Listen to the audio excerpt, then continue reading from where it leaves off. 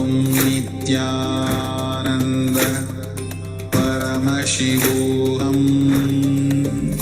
Om Nithyananda Paramashivoham Om Nithyananda Paramashivoham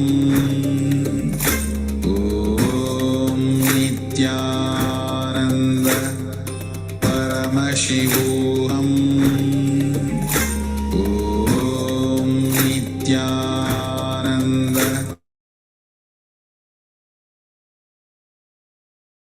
Om Nithyananda Paramashivoham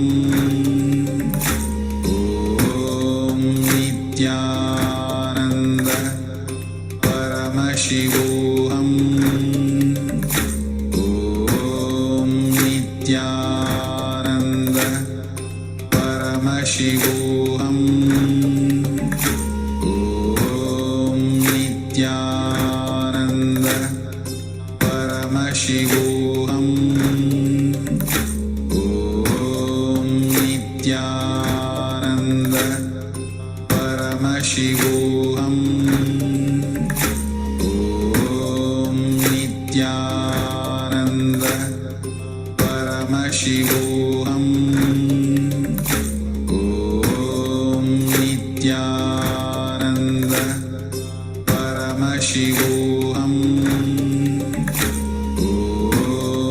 Nithyananda Paramashivoham Om Nithyananda Paramashivoham Om Nithyananda Paramashivoham Om Nithyananda Paramashivoham Om Nithyananda Paramashivoham Om Nithyananda Paramashivoham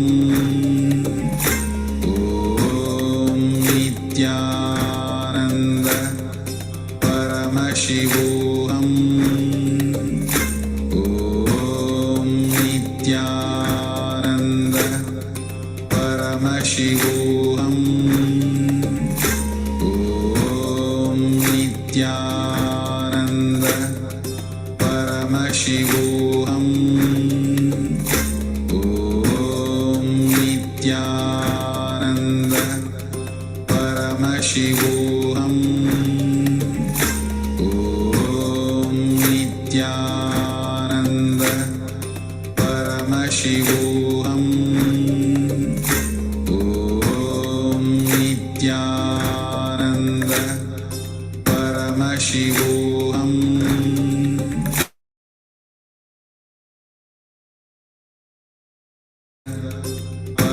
Paramashivoham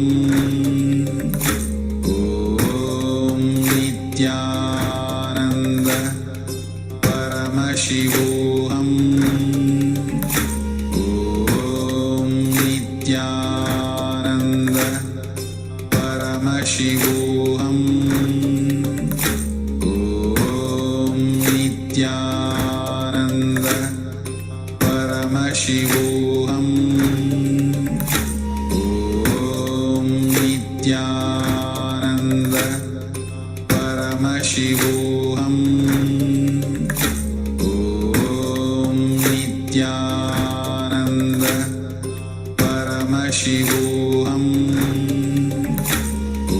Om Nithyananda Paramashivoham Om Nithyananda Paramashivoham Om Nithyananda Paramashivoham Om Nithyananda Paramashivoham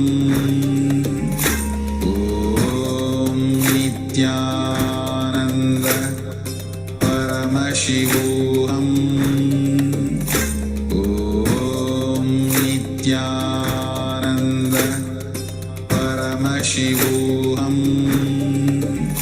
Om Nithyananda Paramashivoham Om Nithyananda Paramashivoham Om Nithyananda Paramashivoham Om Nithyananda Paramashivoham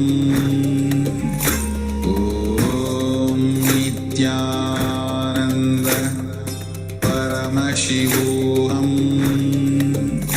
Om Nithyananda Paramashivoham Om Nithyananda Paramashivoham Om Nithyananda Paramashivoham Om Nithyananda Paramashivoham Om Nithyananda Paramashivoham Om Nithyananda Paramashivoham Om Nithyananda Paramashivoham Om Nithyananda Paramashivoham Om Nithyananda Paramashivoham.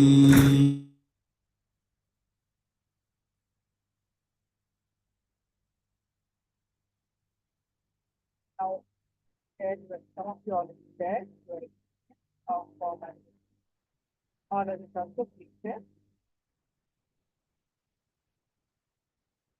Then if you want to next section.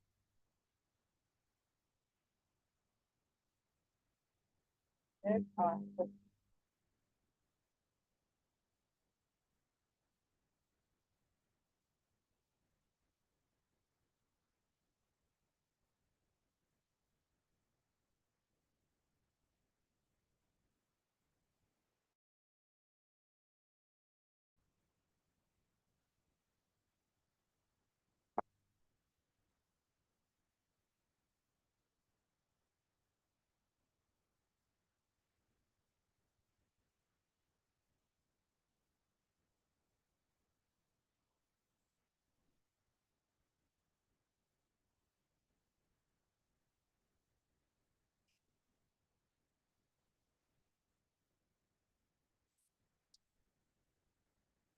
so please share your experience for manifestation. If you have any questions also, please do share.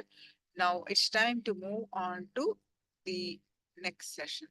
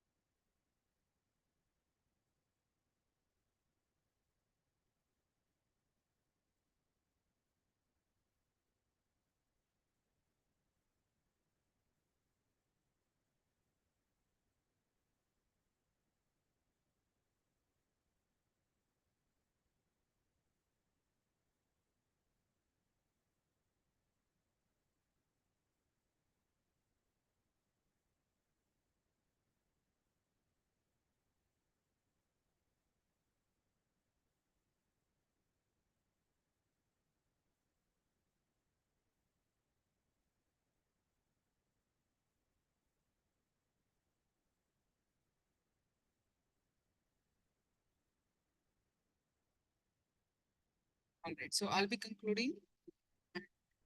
your next Acharya will be conducting the next session.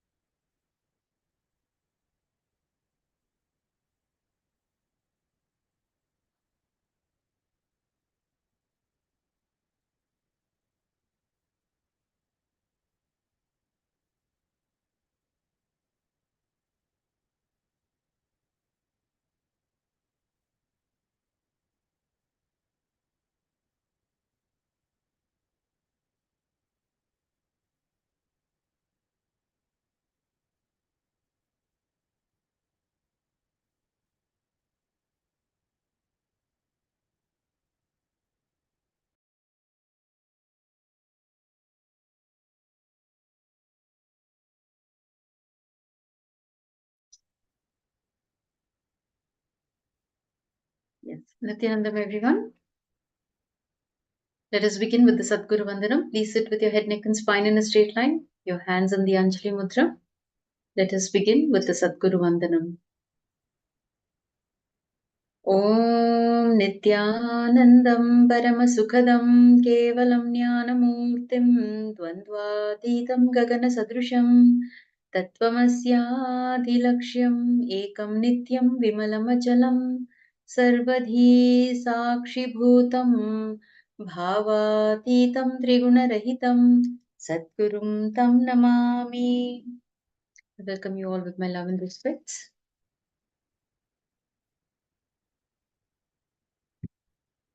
So today we will be learning about all about completion with root pattern. We will be learning about genesis of identity, and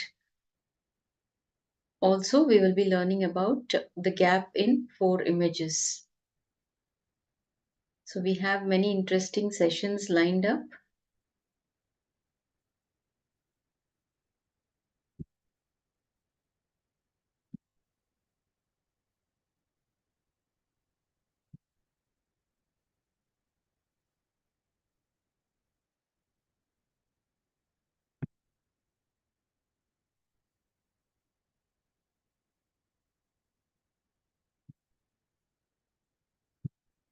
Okay, let's begin with completion with root pattern.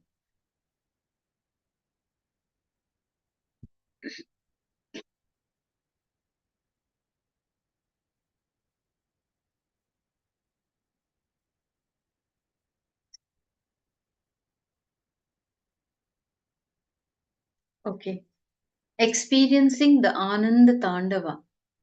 While sharing about initiation, the Supreme Pontiff of Hinduism says, how I made deity birth in stones. Similarly, I made Paramashiva birth in each one of you through initiation, one at a time, carving the deity carving the devotee, both I did one at a time, one at a time. Paramashiva himself doing this cosmic dance. If you know Bharatanatyam, do Bharatanatyam. If you know Kuchipudi, you do Kuchipudi. If you know just Gumanguttu, you can do Gumanguttu. If you know only the KAILASA Bhuta Tandava, just jump. So these are the Supreme Pontiff of Hinduism, his words. And this is an extract taken from the satsang that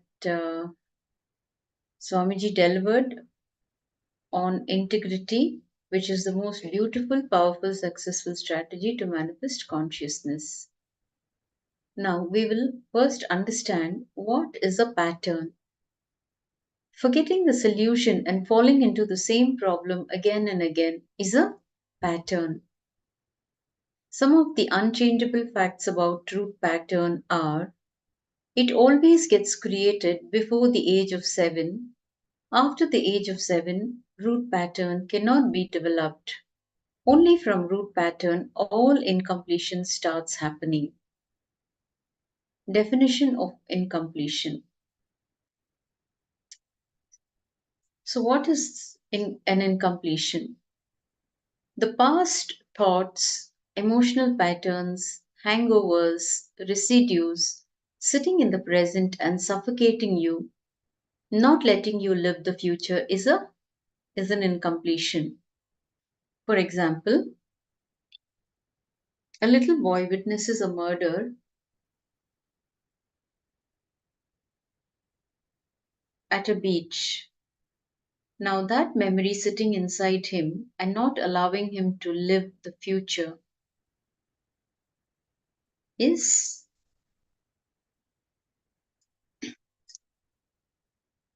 an incompletion. The past sitting in the present and not allowing you to lead into the future or live your future is an incompletion. So, when somebody witnesses something horrifying at a very tender age, that memory sits inside him. It is a deep scar, one that arouses fear and anxiety every time the thought occurs. So, even when the child grows up and becomes an adult, just the mention of the word beach would send shivers down his spine. And he may not be able to,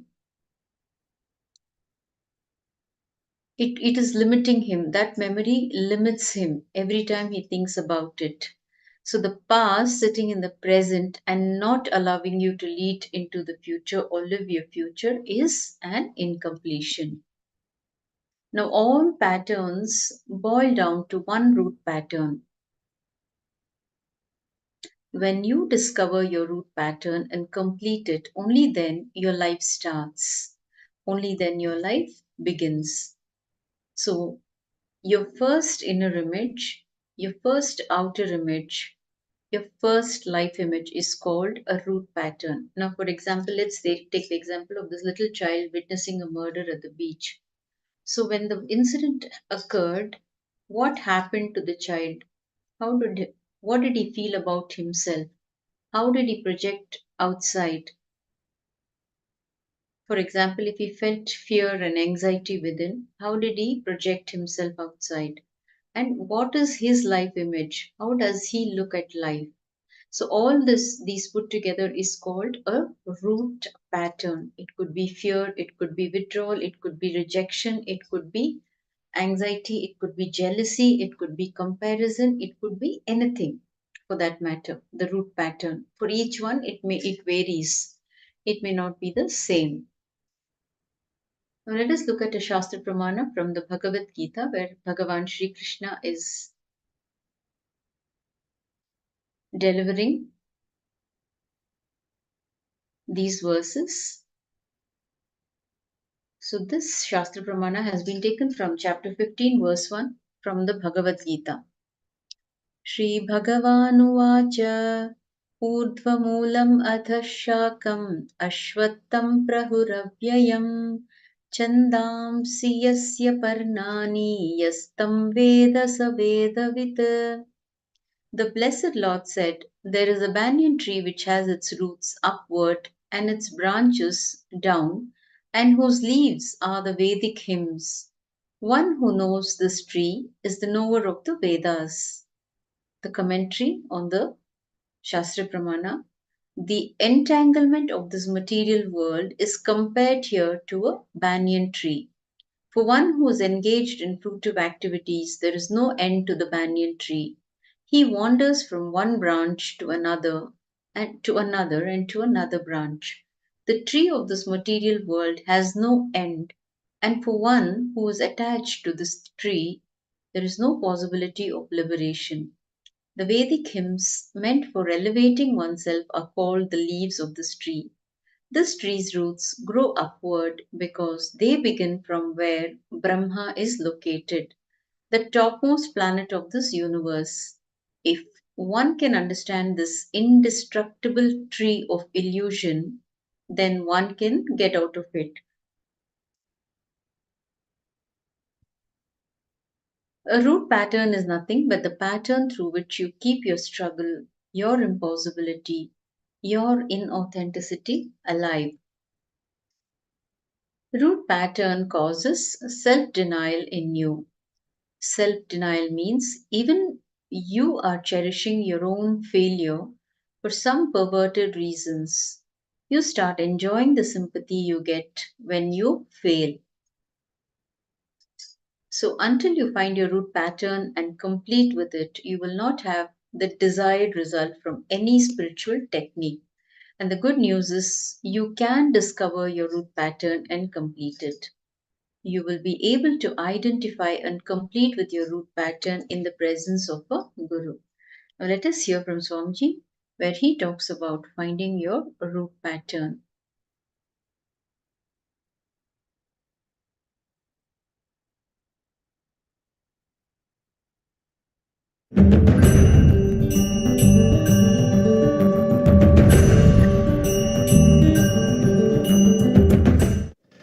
I wanted you to understand this one thing. Please listen carefully. Whenever it comes to deal yourself, you try to be very safe, handle you in a very like a baby and rose flower, very cutely, with a light romance, you feel you should be handled. But when it comes to handling others, you become a judge. See, for you, you are a liar. For others, you are a judge. Because of this childishness, the many cognitions you build, when you repeat again and again, suddenly all that will start breaking. All that will lose power over you. Very simple. Very, very, very straightforward, simple. Just few lines. Listen to this few lines carefully. 1. Try to remember the earliest, as far as your memory goes, the earliest first time you felt powerless, either by fear or guilt or weakness. First time when you felt powerless. It can be as simple as your mother made you sit on the dining table, or you were playing in the rain and your mother slapped you and dragged you inside the room, or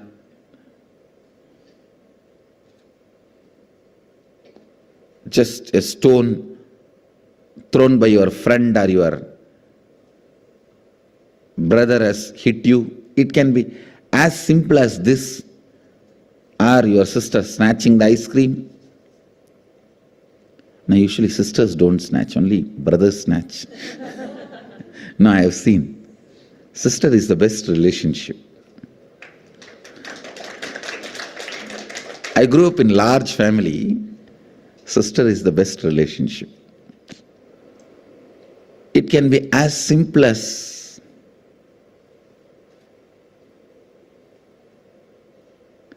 your mom gave one sweet extra to your younger brother.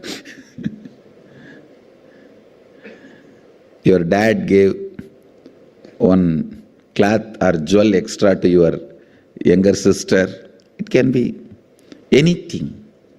First time when you felt powerless, what was your inner image? Means, what did you tell about you to you? What was your outer image? How you showed you to others? How you reacted to that situation? And what was your life image? Means, how did you judge others or life at that moment? Listen, what was your inner image? What was your outer image? What was your life image at that moment? It is almost like a surgery. You have to now cut yourself and see. It's a surgery, literally, because now you will remember an incident which happened at the age of 8. When you try to find out, open that incident, suddenly you will remember something which happened at 6. When you cut and start remembering that incident, suddenly it will open up something which happened at the age of 3. Earliest memory. First time, as far as you can remember, when you became powerless. Actually, you will be surprised, because I'm going to blow prana into you. Means awaken your pranic energy. You will remember the memories you never thought, you never imagined you will be able to remember. Actually, only now you will see directly what I can do to your mind. You will suddenly remember the deepest layers of your memory. You may even remember what happened during your birth, and even those scenes you may start seeing. Actually, I am going to blow prana into your navel center. You will be there only, I will be here only. I will be awakening you. See, the navel center means your umbilical cord connection with your mother. That is the zone stores earliest memories. And if that awakens, means Kundalini enters into that navel zone, suddenly you will see from your birth, when they cut that umbilical cord, from that you will start remembering the memories. I'll give you an example. If a child is playing in the rain, mother just slaps and brings the child and puts him in the house. The first inner image the child will develop, I am powerless, weak, orphan, victim.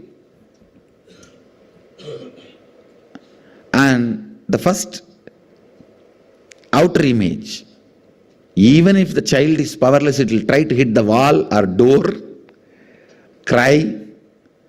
It will demonstrate, I'll show you. The outer image it will show is, I have to survive, I'll show you who I am. I am powerful. And the life image, the image it will have about others, means who is in front of the child? Only mother, cruel, demon. You can't tolerate my happiness. See, now you may think, no, my mother did it for my health reason, otherwise I would have caught cold, I would have caught fever, I would have died. All that now you will justify, but at that time, you will not have any of those justification. With that intelligence, you will create only this cognition. All of you are getting it? Actually, I am going to churn and awaken the Kundalini Shakti on your navel. How many of you understood this example? When the child is dragged, there are 3-4 rules. Always root pattern will be formed before the age of 7. So the first incident you find will be before the age of 7. If it is after 7, you will have to dig out and you will find it. Always. The incident will be before the age of 7. That's one.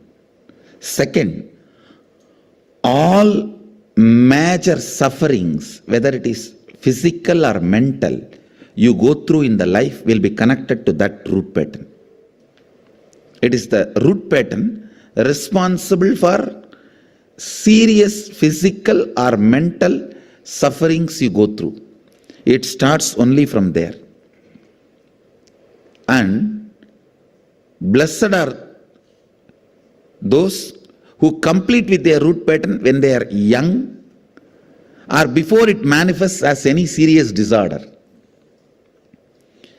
How many below 30? Raise your hand. You guys are the real blessed. Real blessed. Because it will never manifest as any disease in you. It's killed.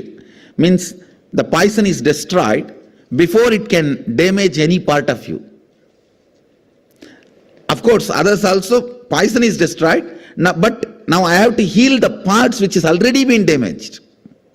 The toxic mental setup which is already created, the subtle brain grooves get developed based on your thinking pattern. That needs to be completed. Means that work has to be done by tomorrow, next, the few sessions. Before 30, the strong grooves don't get developed. That is almost like a rangoli only. You can wipe it by ordinarily. But after 30, it's almost like they say in Guru Gita says, whatever Brahma writes with the hand, Guru wipes by leg. Brahma writes by hand, Guru wipes by leg. So this is the wiping I am supposed to do. The subtle grooves you develop in your brain with your toxic mental setup.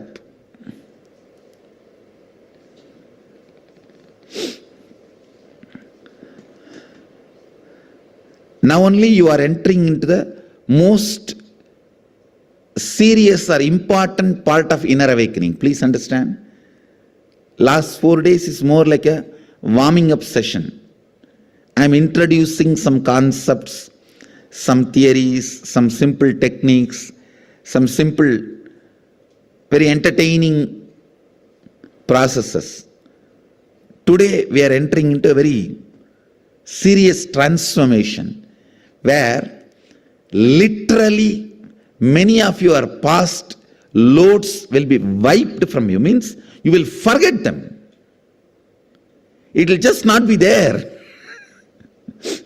It will just not be there. But that not there zone, you would have never imagined can happen to you. You understand? See, you can never imagine some heavy load from you can be taken away once for all. So now this is the process we are going to enter. So much of load will be taken away once for all.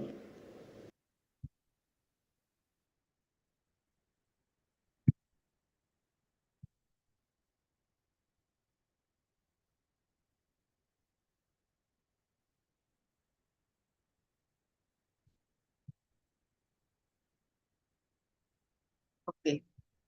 So now we will be doing a small exercise.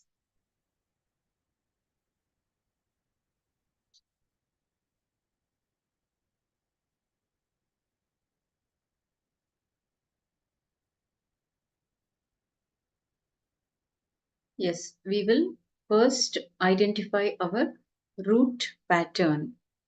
So please sit straight and close your eyes and relive the first incident when you felt powerless. This is a very important part. It is really important for all of you to be on camera and do this process of identifying your root incident. When your cameras are turned on, you are in the listening space. You're available, and your awareness levels are high when you turn on your cameras and when you do all the exercises. Please turn on your cameras. Yes. Now we're going to find our root pattern.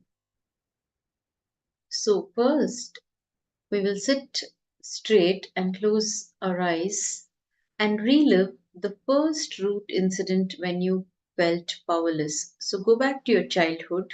Whatever memories come up, your childhood memories, bring them up and see which incident made you feel powerless. The first incident in your life. Identify the earliest incident which made you powerless.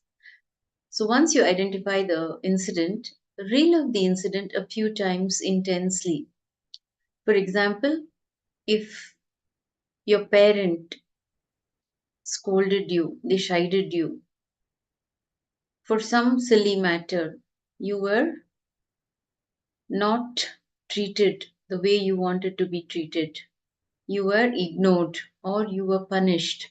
So it could be any of these, or it could be an accident at a very young age, or it could be something that you witnessed. Now identify that incident, the earliest incident which made you powerless.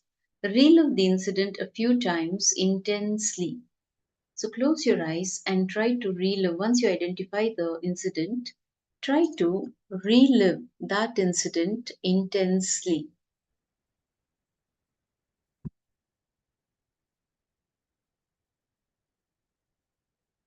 When you relive the incident, your root pattern will become very clear for you. When you relive the incident, your root pattern will become very clear for you. What was your inner image from that incident? What is the outer image you projected in that incident? And what is the life image you created from that incident? So, what was your inner image from that incident? If, for example, the previous example that we saw, the little child witnessing a murder near the beach. So, the inner image of that child could be fear, extreme fear, anxiety, and the outer image sometimes can be the same as your inner image, but sometimes your inner image can be different and your outer image can be different. So, how you projected yourself when the incident happened, and finally, what is the life image you created from that incident? So, how do you look at life after witnessing, after going through that incident? Like your teacher punished you in school at a very tender age. Now, what is your inner image? How powerless you felt at that point of time. But how did you project yourself outside, outwards? And what was the life image you created from that incident? Life is not blissful, life is not happening, life is difficult. It could be any of these. So, you will relive the incident a few times, and when you're reliving the incident, your root pattern will become very clear for you. So, your inner image, your outer image, and your life image that you created from that incident. Let's begin. We'll take a few minutes.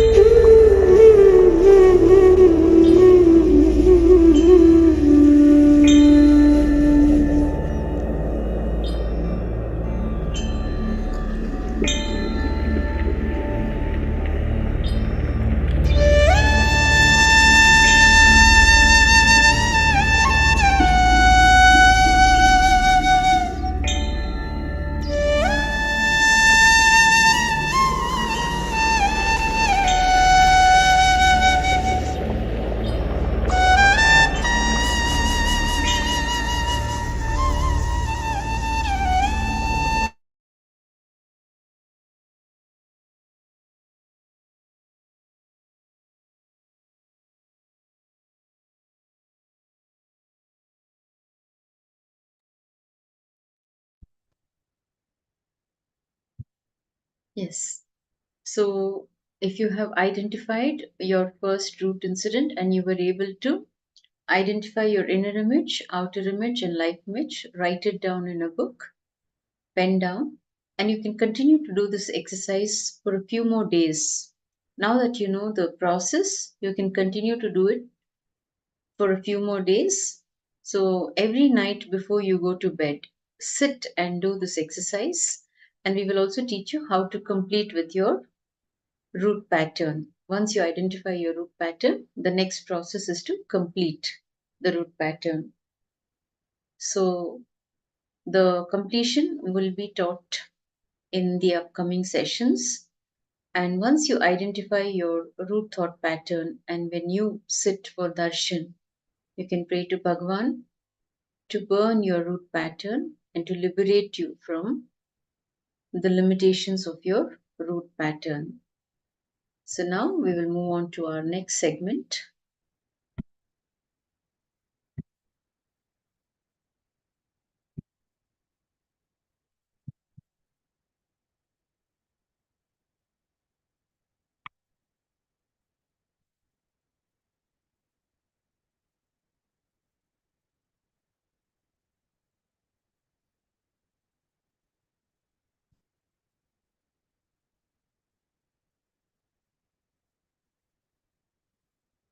In this segment, we will be learning the genesis of identity with the Supreme Pontiff of Hinduism, Bhagavan Nithyananda Paramashivoham.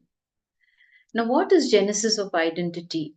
Introducing you to you, which is very important. If you find you, you have found Paramashiva. If you know the genesis of your identity, then the identity crisis will be solved. Once your identity crisis is solved, the first glimpse of enlightenment, Satori, happens in you. It will become permanent in you, solving the identity crisis that will take away all your fears. What forms the genesis of your identity? So, understand your identity has four major dimensions: the inner image, outer image, life image, and others image. In the previous segment, we learned how to find our inner image, outer image, life image, and others image. So, we will go through it once again. What is inner image? What you think about you and brood over inside you, inside your body, and what you perceive as you. The strong beliefs that you have about you is your inner image.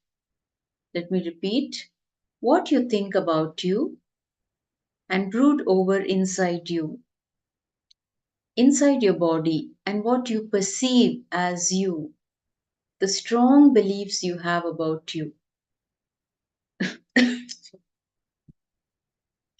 Like, for example, I am lazy, I am a failure, I am not strong, I am unhealthy. These are all some of the beliefs that you have about you. That is your inner image. It could be all put together or it could be just any one of it. For example, another example: whatever I touch, it will not flourish. The moment I get success, it is taken away. These kind of belief.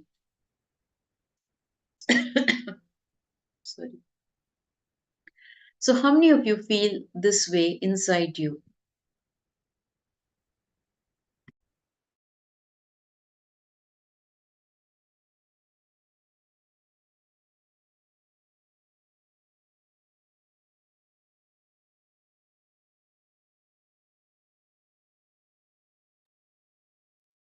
So, you can type in the chat if you feel similar. If you feel like this, you can chat. You can type here in the chat. So, these kind of beliefs that you carry about yourself, how many of you feel something like this? You must be carrying some kind of an image within yourself. So you can type what you feel about yourself from within. You can type here and share. And sometimes you feel that you are always successful in everything. See, sometimes you may feel that you are a failure, but sometimes you will feel that you are successful in everything. And sometimes you may feel that you will always be a failure. Whatever you think as you, in you is your inner image. Whatever you think of you as you, in you is your inner image.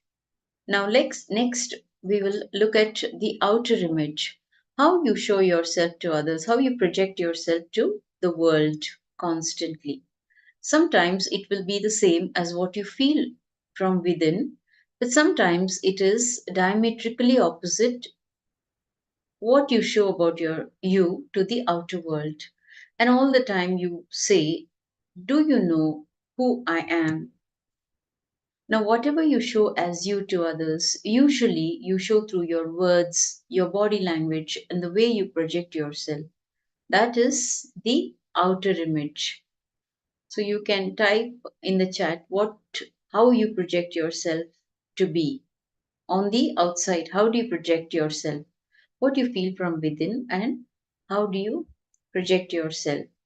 The next is the other's image. Others' image is nothing but how others perceive you. Not how you want others to perceive you, but how others perceive you as of now. So you can mention that also if you want to share. You can share it in the chat. If you don't want to share, it is absolutely fine. You can, at least you become aware, start becoming aware of all these things. And that itself is a major breakthrough. Now, the inner image, outer image, and what others perceive about you, whatever you may show, people will have their own ideas about you. They will perceive you in their own way.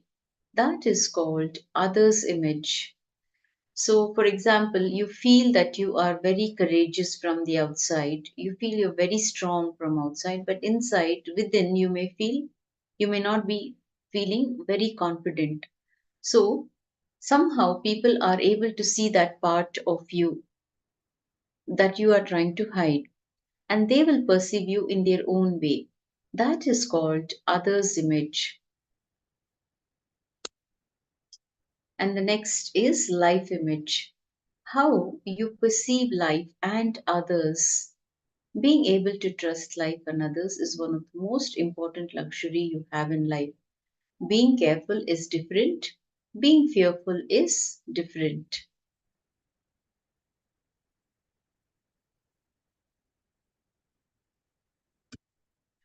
How you perceive the world and life, all the words you may have about life and others, that is called life image.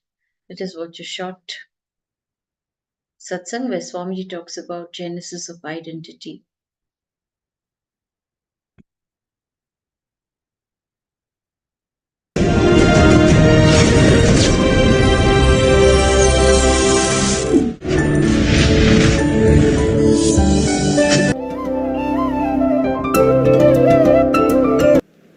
Now I want you to understand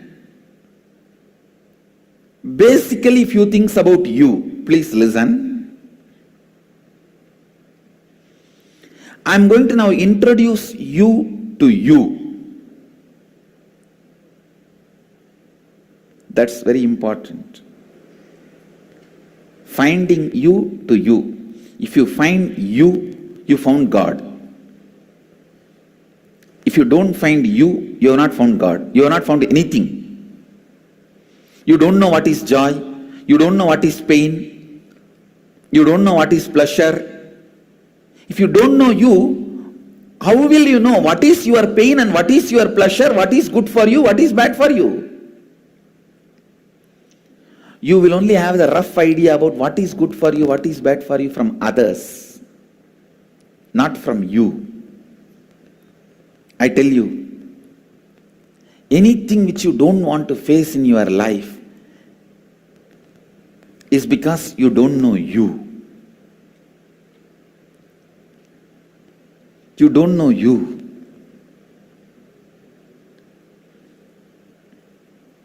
I'm introducing you to you.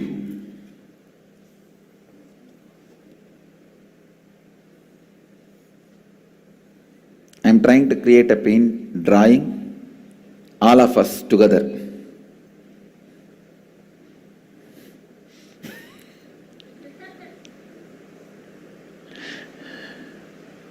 Listen, whatever you think about you inside you, whatever you believe strongly as you inside you, is inner image.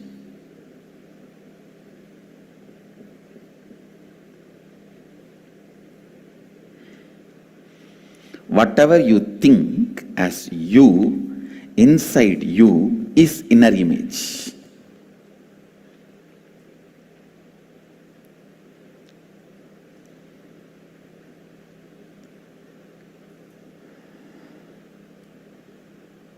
If you see sometime, you will feel you will be always successful in everything. If you see sometime, you will feel you will always be failure in everything. Whatever you think as you in you is your inner image. How you show you to others,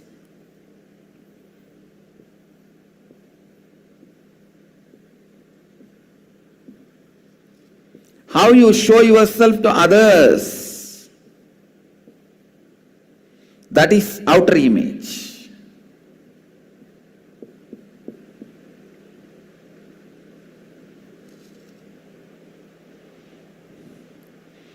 That is outer image. Understand? Whatever you show as you to others, usually you show through your words, body language, the way you project you.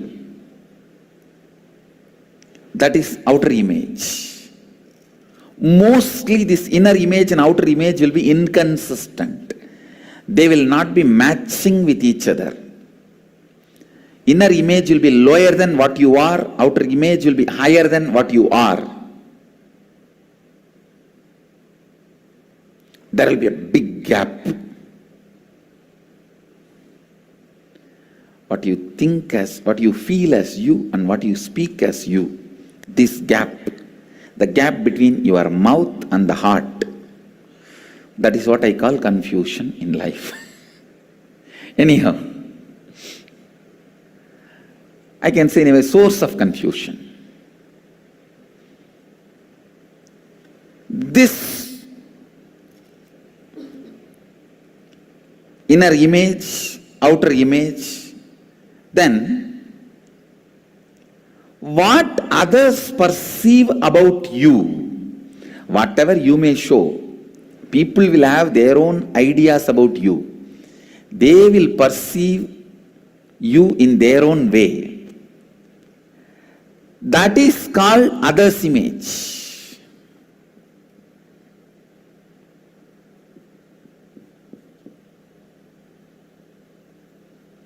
That is called others' image.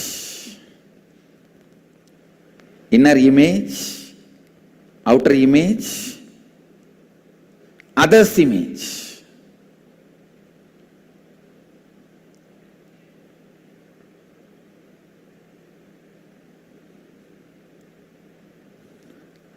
How others perceive you.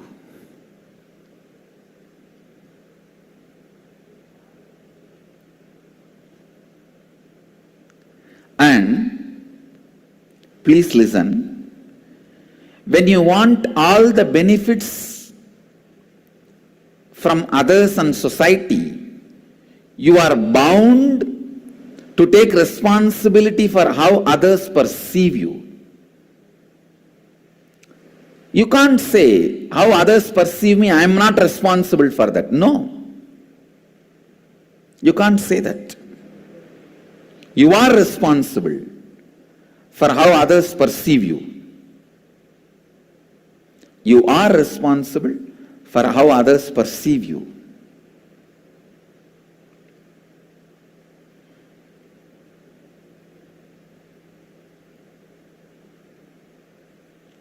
So understand, how others perceive you, others' image, you are responsible. And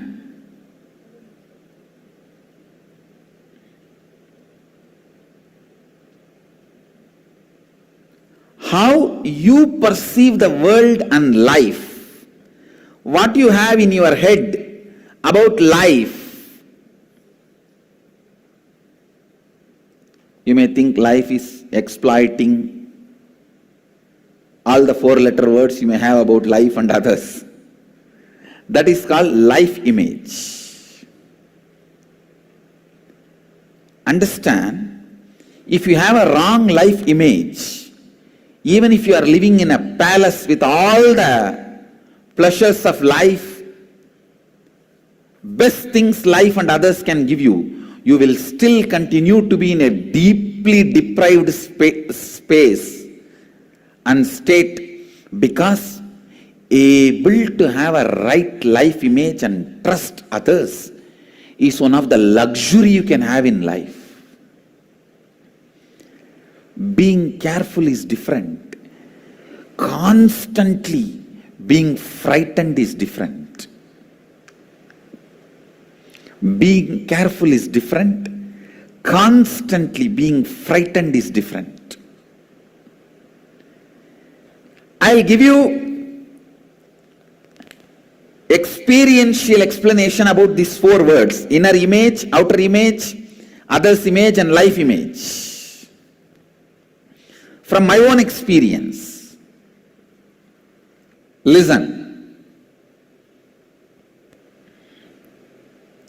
When I look inside me, my inner image, I see a vast, powerful space of Purnatva, complete completion, or Sunyatva, emptiness, living emptiness. You can call that as a soul, God, energy, Mahadeva, whatever.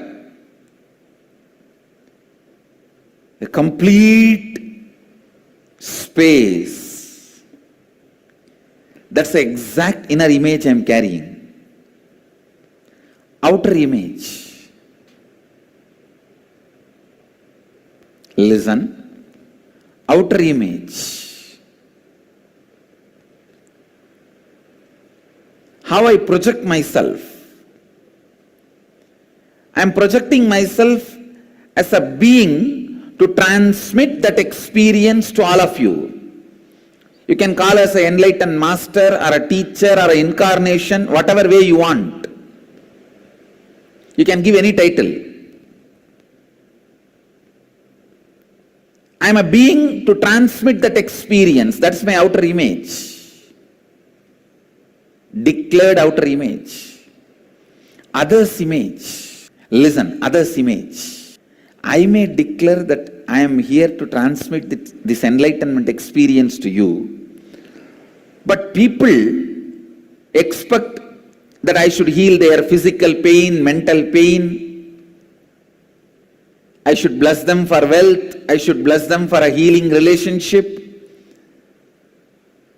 peace, bliss, contentment, completion.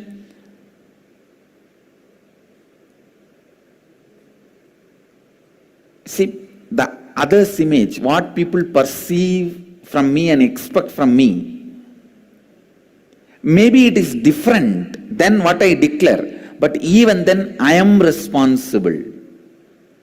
Because whatever they expect is within the purview of my declaration. Please understand. When I say I am here to transmit that experience to you, to give that experience to you, I have to give you at least 1000 volt spiritual energy. But to clear your cancer or headache, I need to give only 0.5 volt energy. So if you expect me To heal your physical problems, I am responsible for it because that falls in the purview of my declaration. Anything which can be done by the transmission of energy and experience of enlightenment, the side effect, after effect, byproduct of transmission of energy, you have a right to expect from me because that comes within the purview of my declaration. It is my responsibility to fulfill it. Only if you expect that I should win the World Cup playing the football match, I am not responsible for it because that doesn't come under my declaration, the purview of my declaration.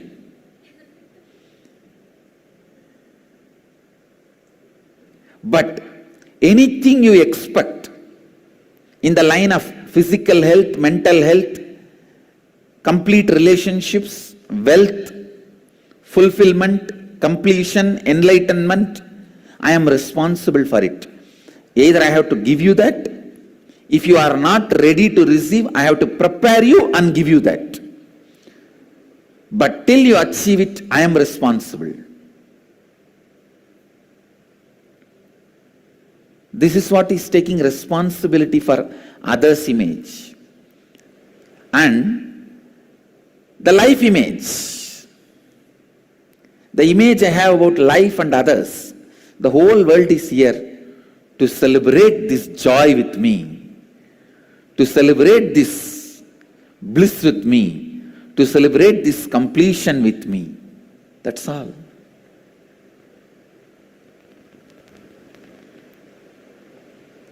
So understand,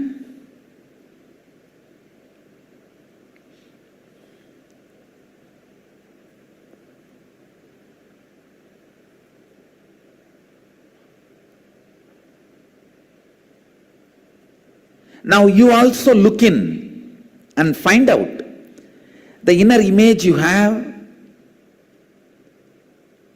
outer image you project, others' image you created, for which you are responsible, and life image you are having about life and others. Pen down exactly what you have.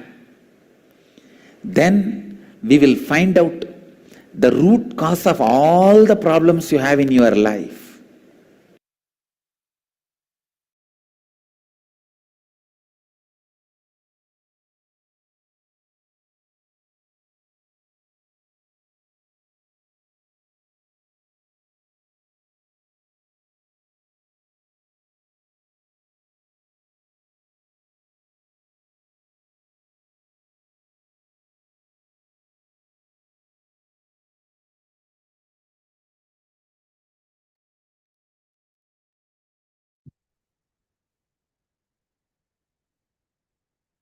Yes. So now we will do a short exercise. So it was very clear, right? Whatever Swamiji was sharing in the satsang about all the 4 images, you're now clear how to find the 4 images and you have already done this exercise. Now we'll continue to do the exercise by describing all the words and statements that you use to describe yourself, the qualities that you believe are part of your internal image or inner image. If you have already done this exercise, you can add some more, whatever you feel from within. Now, the next is describing all the qualities that you project to others, which you believe are a part of your external image, which is the outer image. From within, if you feel that you are lazy, from the outside, you show yourself as a very kind person. Now, describe all the words and statements others have used to describe you, what they believe is the image they carry about you. That is, the other's image. For example, you are arrogant. Describe all your words, statements, and beliefs about the world and about life, which is the life image. For example, your image about life could be life is cruel, life is not trustworthy, life is difficult, life is whatever you feel from within. So you will pen down the qualities that you believe are part of your internal image, your outer image, how you project yourself, and others' image, how others project, how others see you, what they believe is the image they carry about you. And finally, the life image. You will write down all the four quickly. We have already done this exercise, so you may not uh, need much time to do this exercise. You can just add a few points to the points that you have already mentioned or written down in the book.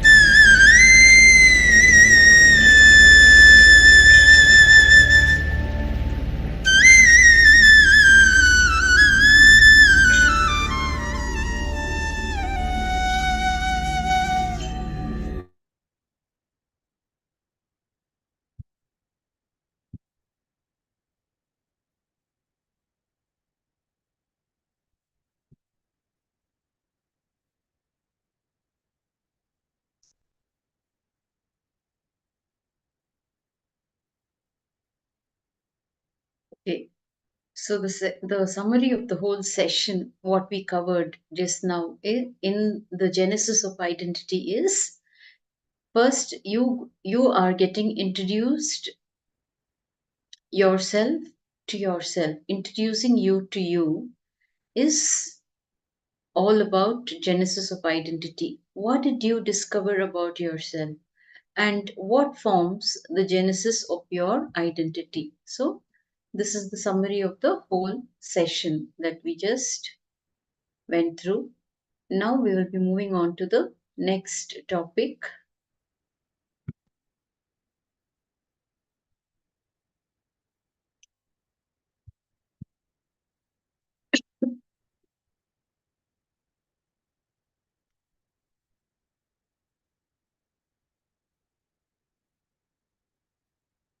So, we will look at the gaps in the four images that we just found out.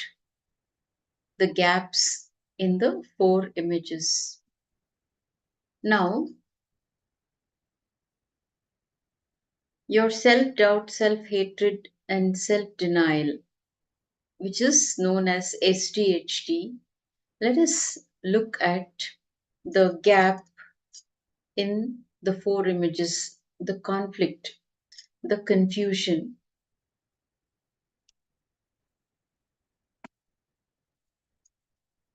The gap between your inner image and outer image is the self-doubt. The gap between outer image and others' image is self-hatred. When you project yourself in some way, but others perceive you in some other way, when you become powerless about it and you start hating yourself, I am not enough, I am not sufficient, others are not believing how I am projecting me. That is self hatred. The gap between others' image and life image is self denial. So here you can see the diagram. The inner image and the outer image, the gap between these two images is self doubt. And the gap between your outer image and others' image is self hatred. The gap between others' image and life image is self denial.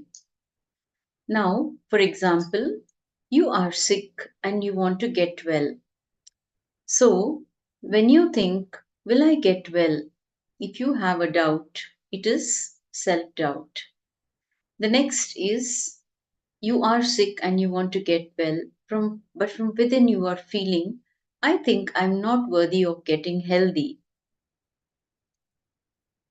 Whatever I have done, that is why I am going through this, which is self hatred.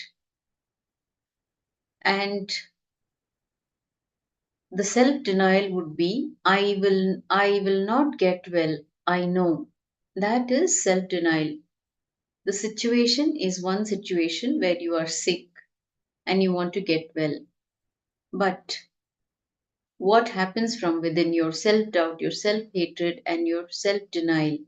So, that is exactly the game that all of us play all the time.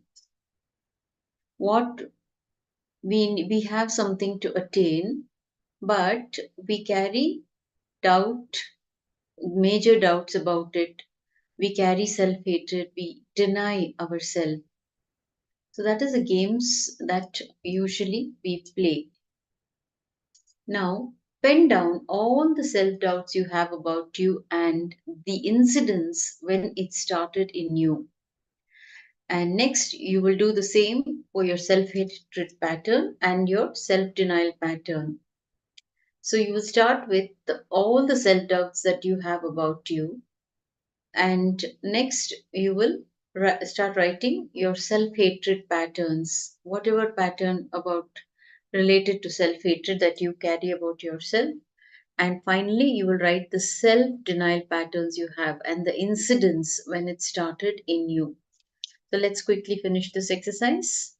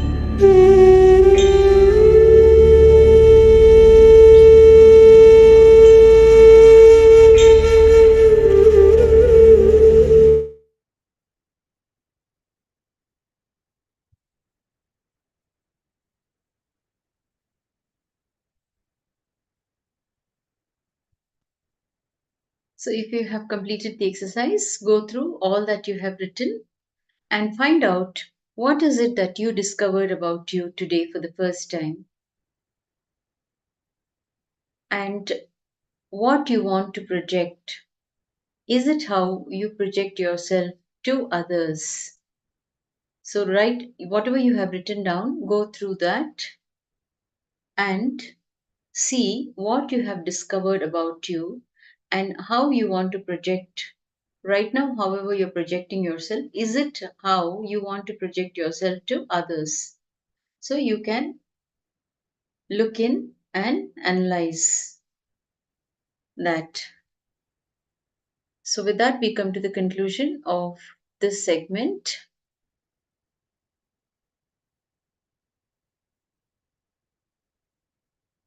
If you have any doubts, any questions, you can type here in the chat. You need any clarification, you can mention here and we'll help you.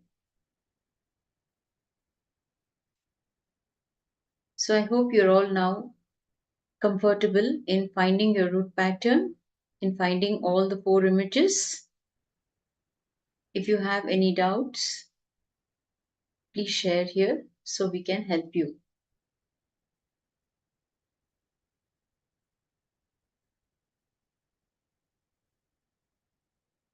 Okay. So if you don't have any doubts, we can conclude with the Purna Mantra by offering our gratitude at Swamiji's holy feet for imparting all the powerful truths and helping humanity to raise themselves by themselves. Yes. Om Purnamadah Purnamidam Purnat Purnamudachyate Purnasya Purnamadaya Purnamevavasishyate Om Shanti Shanti Shanti Hari Om Tat Sat Sarvam Bhagavat Shri Nithyananda Paramashivam Padukarpanamastu Om Nithyanandam. Thank you all for your participation. Let's wait for the next Acharya.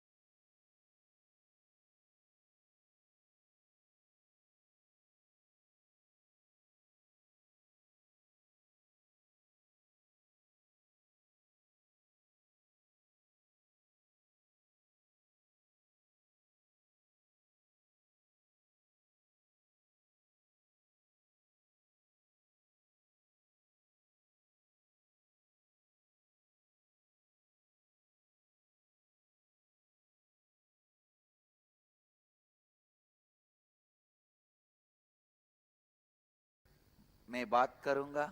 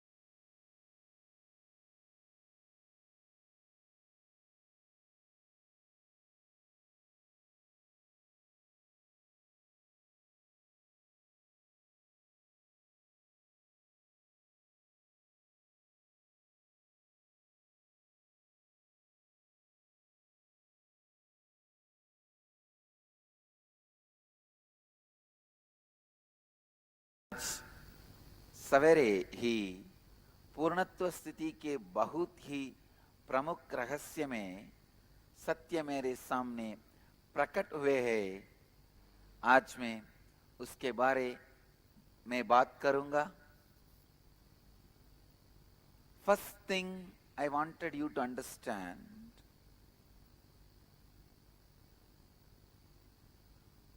only in completion four tattvas work. Only in completion you are able to live four tattvas as it should be lived. Please understand, only in completion the four tattvas happen in you as it should happen. When you don't spend enough of time, energy, intention towards the completion, ध्यान से सुनिए, intention is important ingredient for completion. You need to understand, intention is important ingredient for completion. Let me define completion. Let me define completion. ध्यान से सुनिए. You need to understand incompletion first. Then you will understand what is completion. जब आप पूर्णत्व स्थिति में रहने की संकल्प नहीं लेते हैं, तब पूर्णत्व स्थिति में रहने संभावना नहीं है, संभव नहीं है. Listen, whenever you talk to yourself, there is a part of you disrupting you constantly is incompletion. Means not believing. Understand? You say, I will live four tattvas. Immediately one part of you laughs at you. Like this you said millions of things. You say, I will be successful. You tried so many things. What happened? Understand, when you utter something, when you talk to yourself something, one part of you which does not believe you, one part of you which does not agree with you, one part of you which is not saying yes to you, is incompletion. One of the biggest problem with this incompletion, listen, one of the biggest problem with this incompletion, you will not be able to settle within you. You will not be able to live within you constantly. Mean really constantly.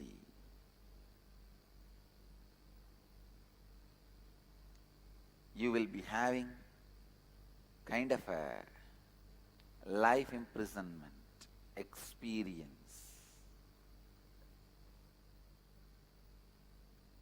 And because of that incompletion, you will not be able to live any tattva.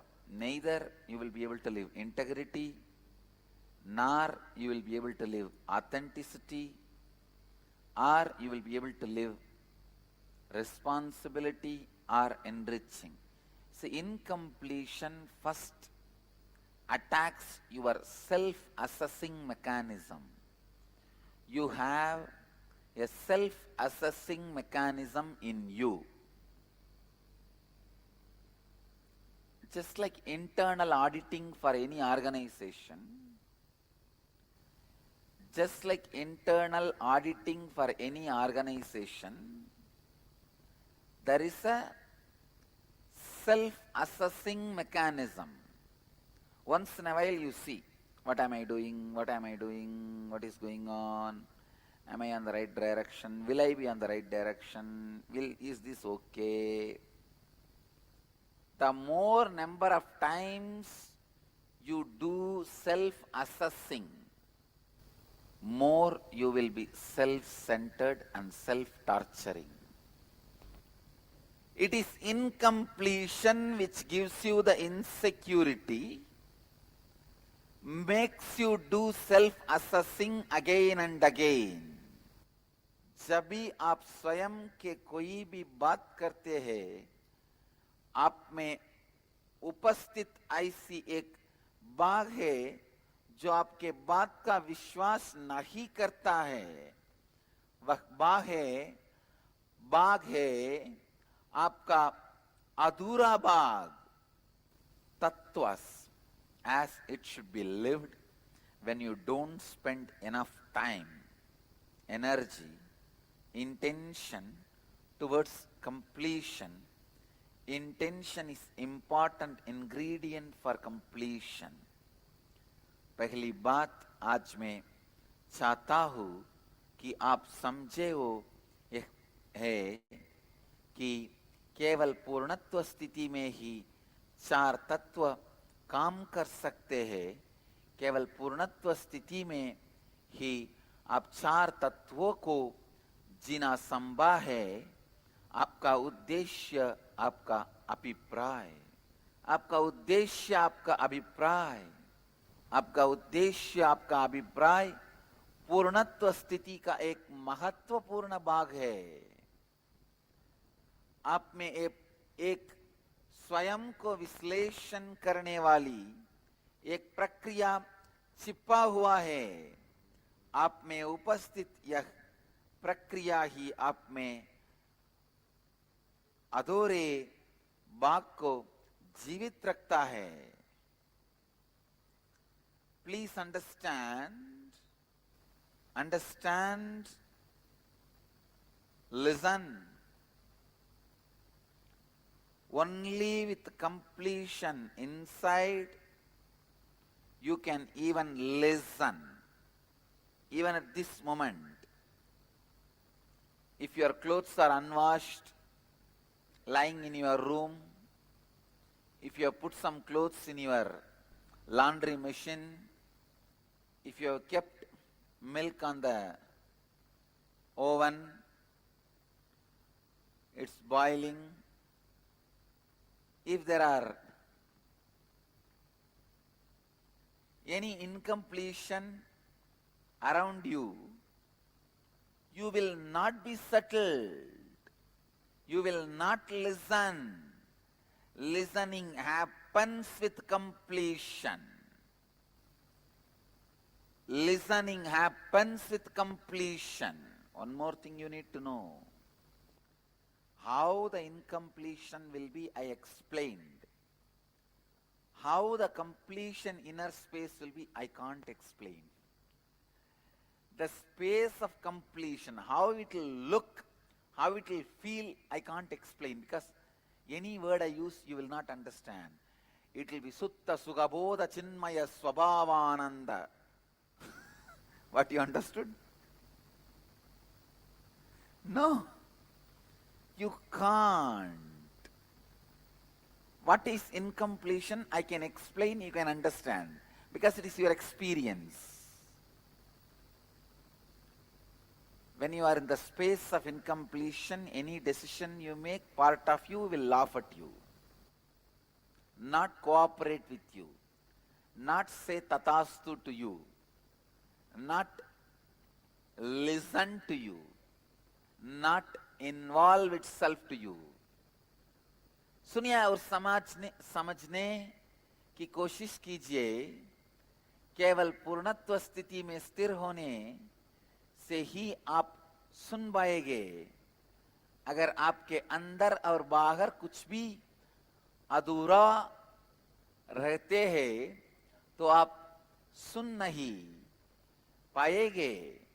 सुने कि शक्ति आप में केवल पूर्णत्व स्थिति से ही विकासित होता है. सुनने की शक्ति आप में केवल पूर्णत्व स्थिति से ही विकसित होता है. Understand? In the state of incompletion, you don't listen. You act like listening, you don't listen. You don't see, you act like seeing, you don't see. It is very important. Human beings need to understand. With incompletion, you will neither be able to practice four tattvas, nor the four tattvas will bring those desired results in you. If there is incompletion, you can't practice integrity with integrity. Only when you practice integrity with integrity, listen, only when you practice integrity with integrity, you will have Vak Siddhi.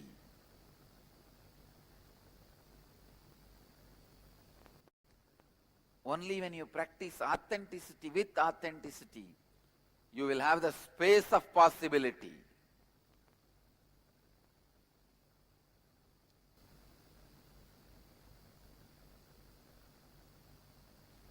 Only when you become responsibly responsible, you will become a leader.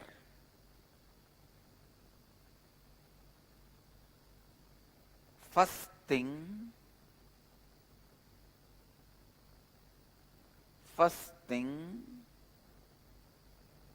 you need to bring completion in you.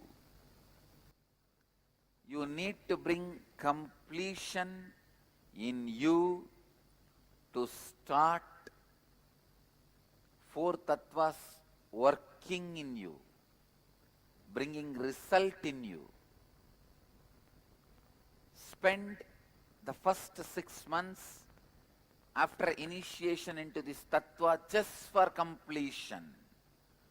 Swapurnatva and Purnatva with completion with others.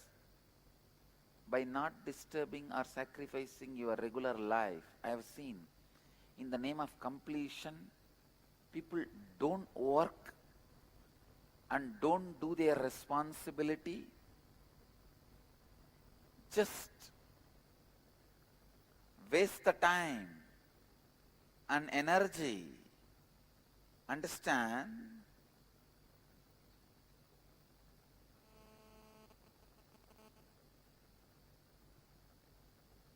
Completion has to be done along with your intense, active routine. It is like you should continue to build the building and demolish the old. If you are trying to demolish the old and not build, that gap will again be filled with incompletion. Understand? अपूर्ण और अधूरे स्थिति में आप सुनते नहीं है, सुनने की नाटक करते हैं. जब आप में अपूर्ण स्थिति जिंदा है, तब आप संपूर्ति को संपूर्ति के साथ निभा नहीं पाएंगे. केवल जब आप संपूर्ति को संपूर्ति के साथ अभ्यास करें, तभी आप संपूर्ति में पूर्ण तरह से स्थापित हो सकते हैं. अपूर्णत्व आपके स्वयं के विश्लेषण पर आक्रमण करता है. जब भी आप स्वयं का विश्लेषण करते हैं, आप स्वार्थी बनते हैं एवं आत्मयन यात्रान का अनुभव करते हैं. आप असुरक्षा का अनुभव सकते हैं. केवल पूर्णत्व स्थिति में ही आप सुन सकते हैं. इन 4 तत्वों में दीक्षित होने के पश्चात 6 महीने पूर्णत्व का अभ्यास कीजिए. किंतु ये आपके प्रतिदिन के काम के साथ साथ होने चाहिए। केवल पूर्ण स्थिति में रहने से ही आप चार तत्वों को पूर्ण तरह से जीने लगेंगे और उन्हें अपनी हर प्रतिक्रिया में व्यक्त कर पाएंगे। When there is a completion in you, four tattvas act like a fire put on the blasting explosive material. If you put the fire on explosive material,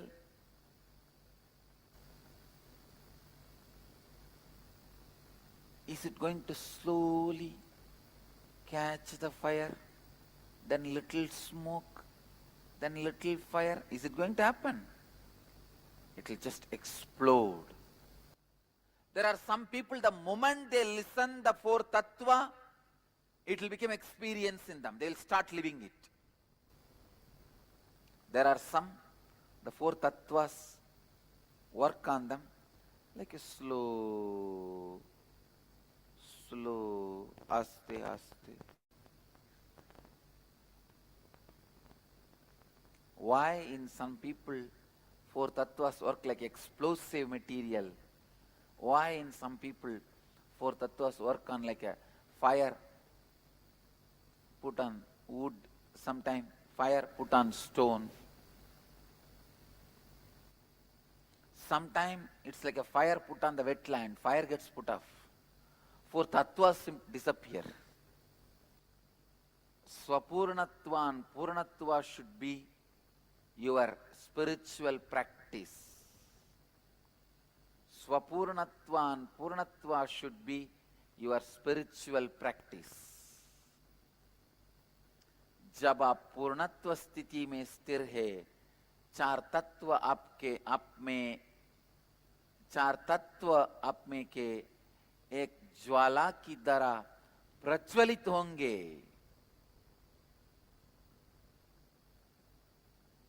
तब मात्र चार तत्वों के बारे में सुनने से ही आप चार तत्वों में विस्फोट हो जाएंगे। Completion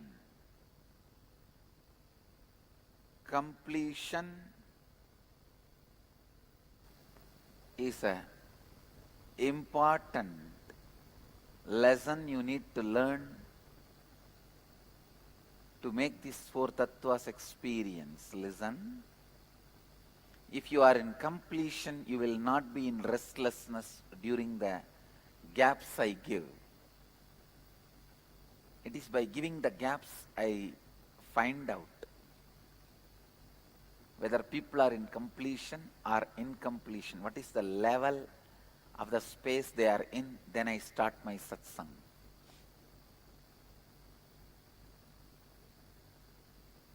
Then I continue what I wanted to offer. ध्यान से सुनिए। जब आप पूर्णत्व की स्थिति में है, तब चार तत्व एक विस्फोटक पर अग्नि डालने के समान है। क्या वो अग्नि धीरे धीरे बढ़ेगी? नहीं, उसका सीधा विस्फोट होगा। Understand? This is the very important truths which you need to catch it. Some more things I wanted you to know about completion. It is only after the complete completion inside,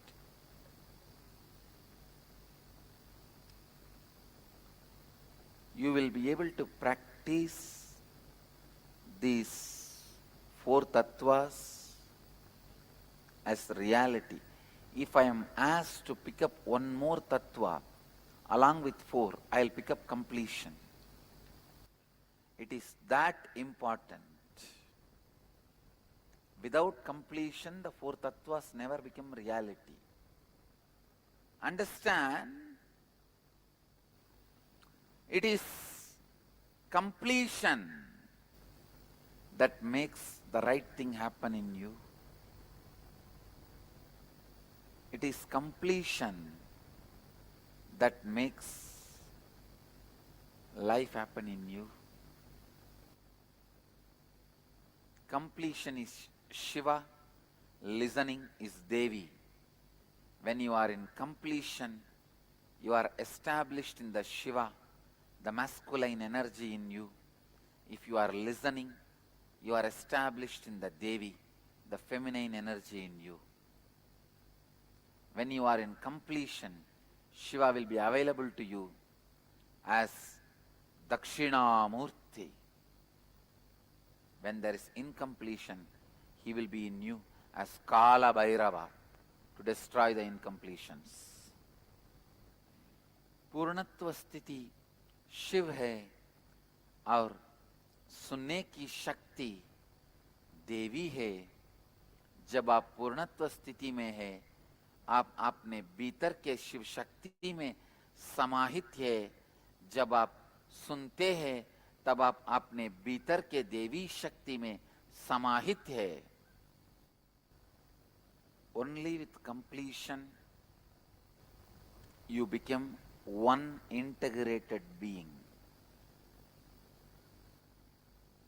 All your inner space, body, mind, everything comes under your control. Everything comes under you, becomes you, part of you.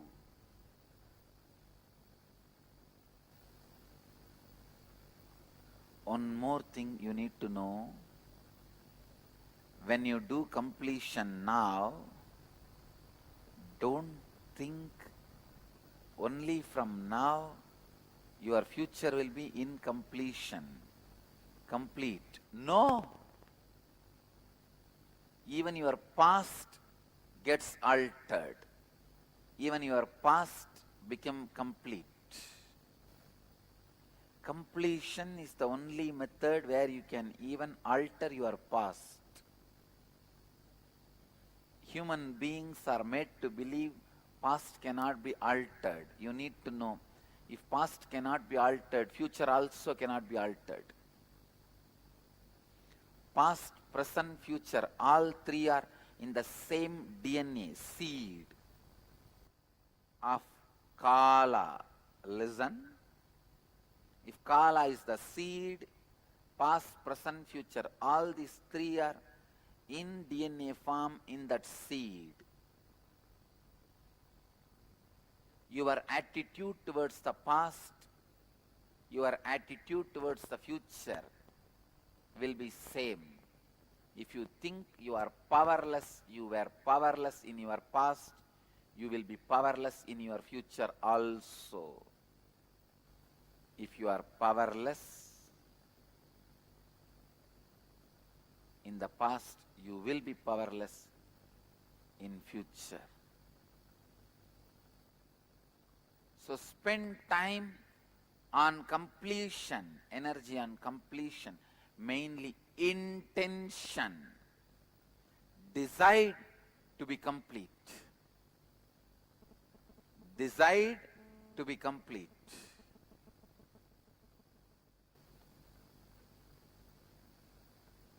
More than spending time, it is your intention, decision that keeps you in completion. Decision to be in completion, that keeps you in completion. जब आप पूर्ण है, शिव आप में दक्षिणामूर्ति के रूप में है. जब आप अपूर्ण है, शिव आप में काल भैरव के रूप में है. आपकी अपूर्ण स्थिति का विनाश करने के लिए. हम समझते हैं कि अतीत को परिवर्तित नहीं किया जा सकता है.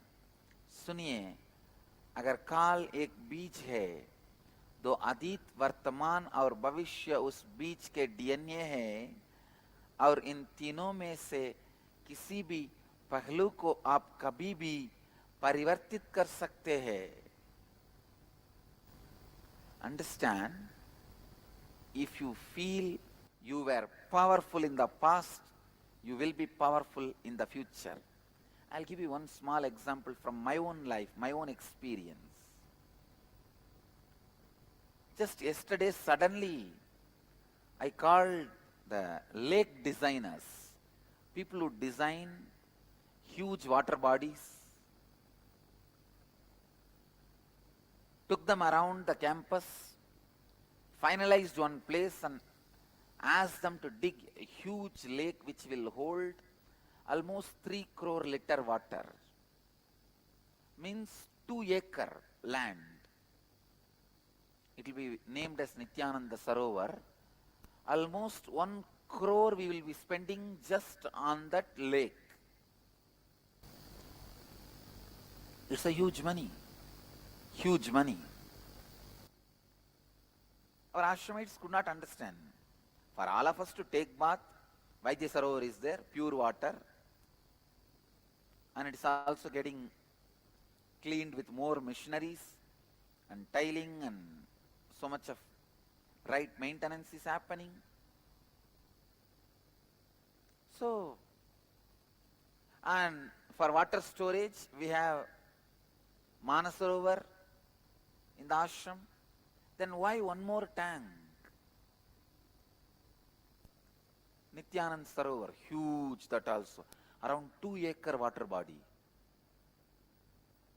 Naturally, my construction department people asked, why do you want to spend 1 crore on this, Swamiji? I said, dig 45 feet, 250 feet breadth and 400 feet length. Go 40 feet, 45 feet. Make a huge water body, almost like a lake. Naturally, they could not understand. I said, you do it. And finally, they said, at least tell us the reason why suddenly you are spending so much of money on creating a water body and wasting almost 2-acre land. I said, no, it is not a waste. Kalbhairava gave me a clear command to strengthen the water body in the campus. Even the Manasarovar, we are going to dig 40 feet deep. We are making it as a huge water body. I always felt I was complete and successful, powerful in the past, so the future automatically prepares me. Future automatically reveals whatever I need to know. Future automatically teaches me whatever I need to know.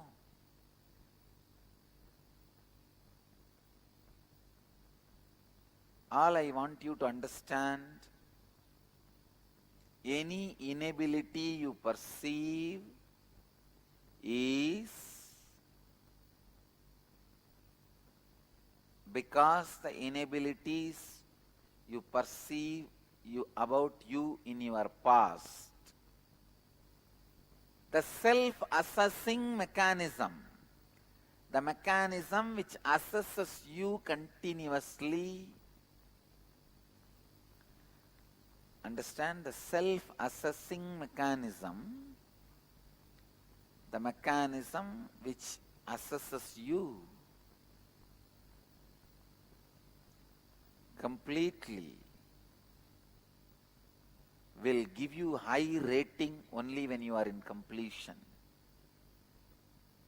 When you are not in completion, no way you will have a high rating about you. Even if you are doing spiritual practices for 25 years, you will not have a high rating about you. How many of you want high rating given to you when you assess yourself? Raise your hand. Because this is the biggest suffering with which you are suffering. Low rating of yourself when you assess you. In complete completion, the self-assessing mechanism will disappear. You won't even assess you. I don't assess me. Only when you are in completion, you can be successful, whether in your business or in your relationships or in your political career or even in your health. You experience health when you are in completion. You experience wealth when you are in completion. कल मैंने हमारे आश्रम में एक झील का निर्माण करने का निर्णय लिया और उससे संबंधित कर्मचारियों को बुलाया था। इस प्रोजेक्ट के लिए हमें 1 करोड़ रुपया निवेश करना होगा और इसके लिए हमें 2 एकड़ भूमि का जरूरत है। मेरे आश्रम वासियों ने मुझसे पूछा कि हम अब ये काम क्यों कर रहे हैं। तब मैंने उन्हें बताया कि अगले साल के अंत में कर्नाटक राज्य में 3 साल का घोर अकाल आने वाला है और हमें उसके लिए तैयार होना है।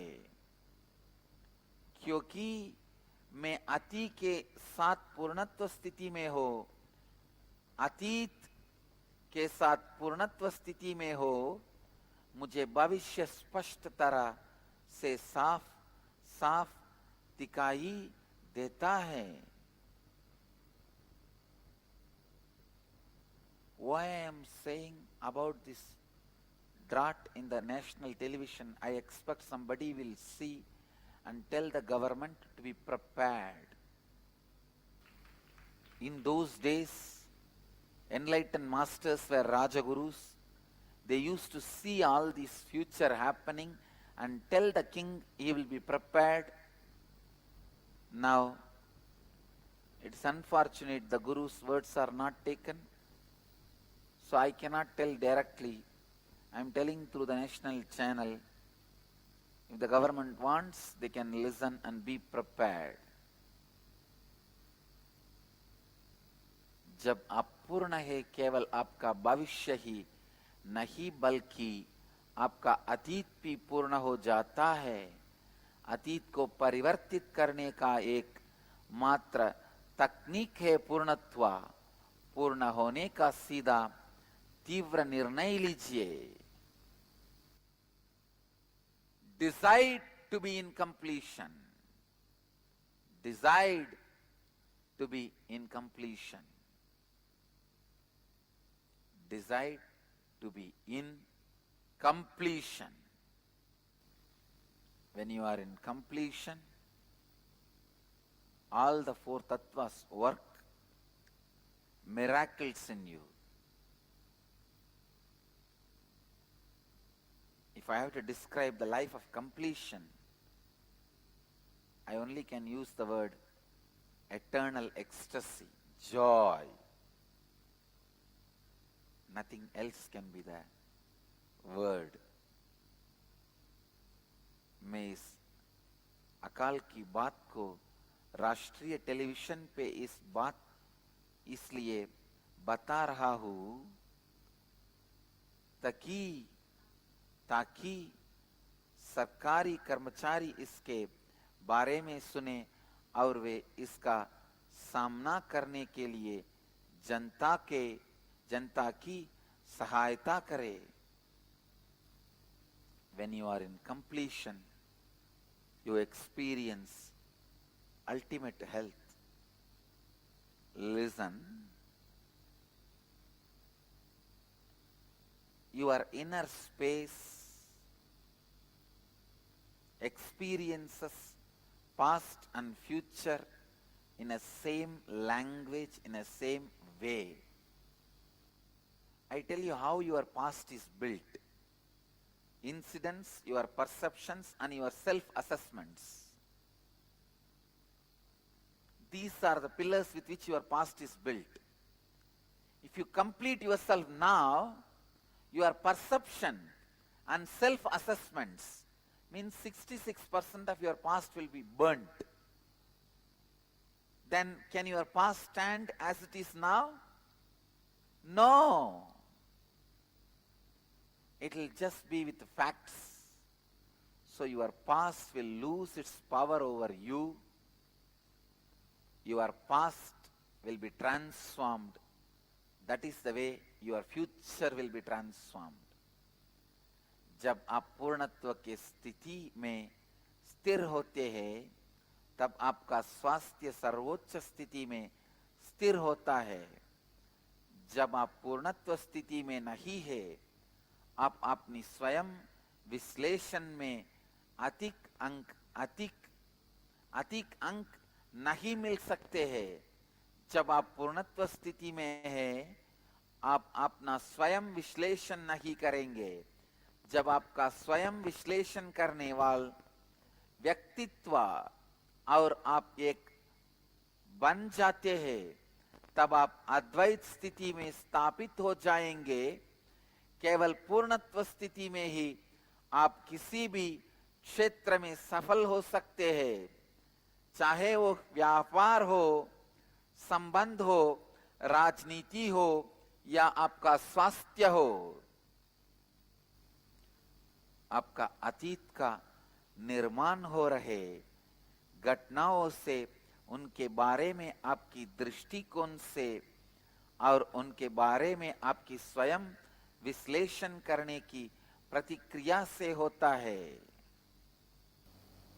आपका अतीत का निर्माण हो रहे घटनाओं से, उनके बारे में आपकी दृष्टिकोण से और उनके बारे में आपकी स्वयं विश्लेषण करने की प्रतिक्रिया से होता है. You need to catch it. You need to understand it. You need to live it. केवल पूर्णत्व स्थिति से आपके स्वयं विश्लेषण करने की प्रतिक्रिया को आप परिवर्तित कर सकते हैं,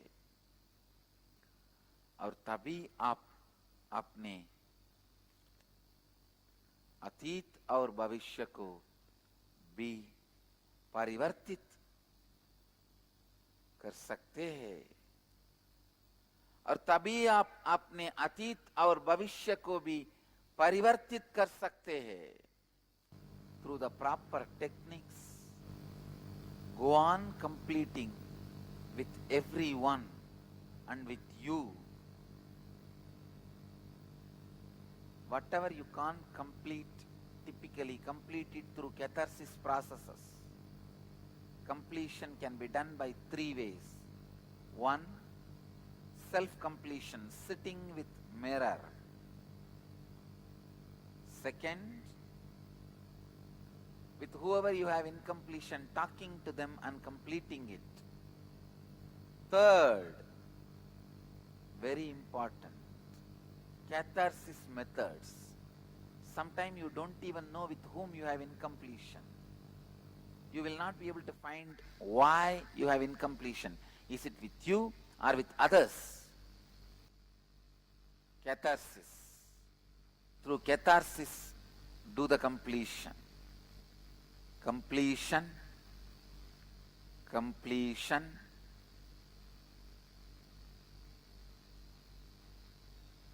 is the base for life to be built.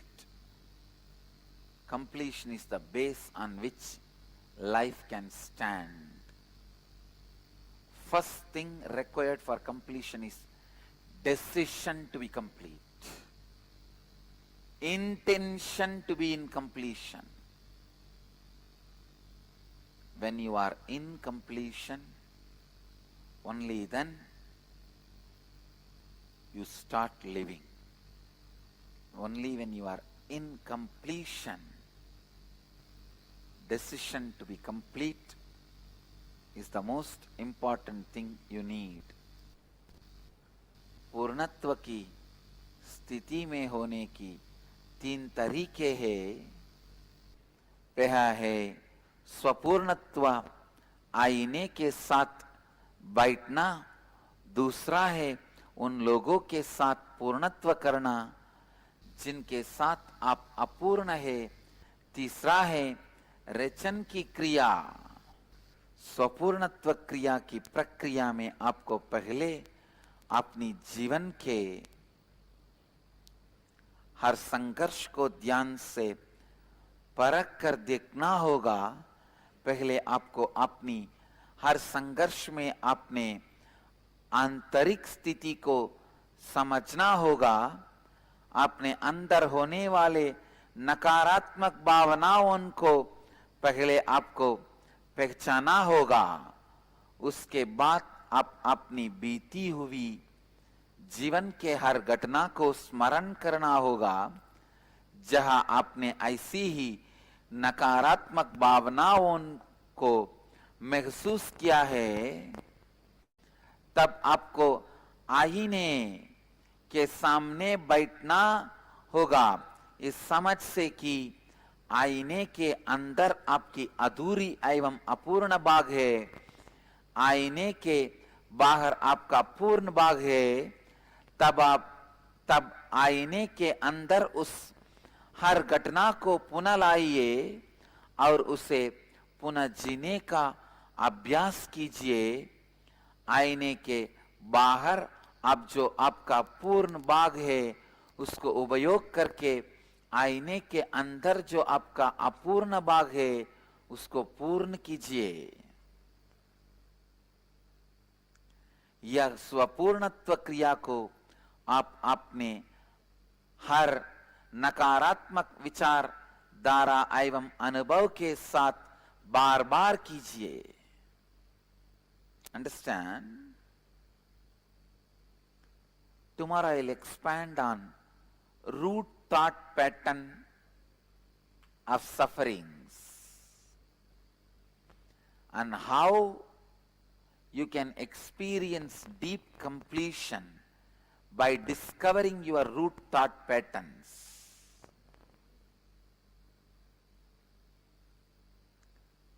Your root thought pattern and discovering your root thought pattern. This will be the subject for tomorrow's Nitya Satsang. कल मैं आपके मूल विचार धारणा के बारे में बात करूंगा जो आपके जीवन के हर प्रतिक्रिया का मूल आधार है. The root thought pattern is the source of your every response of your life.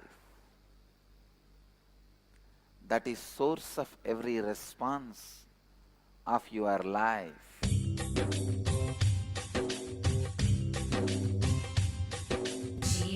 मुक्तिप्रदं देवं क्षमापूर्णं जगद्गुरुं वन्दे परमहंसाख्यं नित्यानन्दाय स्वागतम्. आनन्दानुभवास्वादं सर्वरोगनिवारकं वन्दे पापविनाशक्तं नित्यानन्दाय स्वागतम्. आनन्दानुभवास्वादं सर्वरोगनिवारकं वन्दे पापविनाशक्तं नित्यानन्दाय स्वागतम्. Let you all achieve, experience, live, express, radiate, share and explode in eternal bliss. Nithyananda. Nithyananda Dhyanapītam, Nithyananda Nagar, off Mysore Road, Bidadi, Bengaluru. Phone 08027279999. www.nithyananda.org. www.youtube.com/Life Bliss Foundation.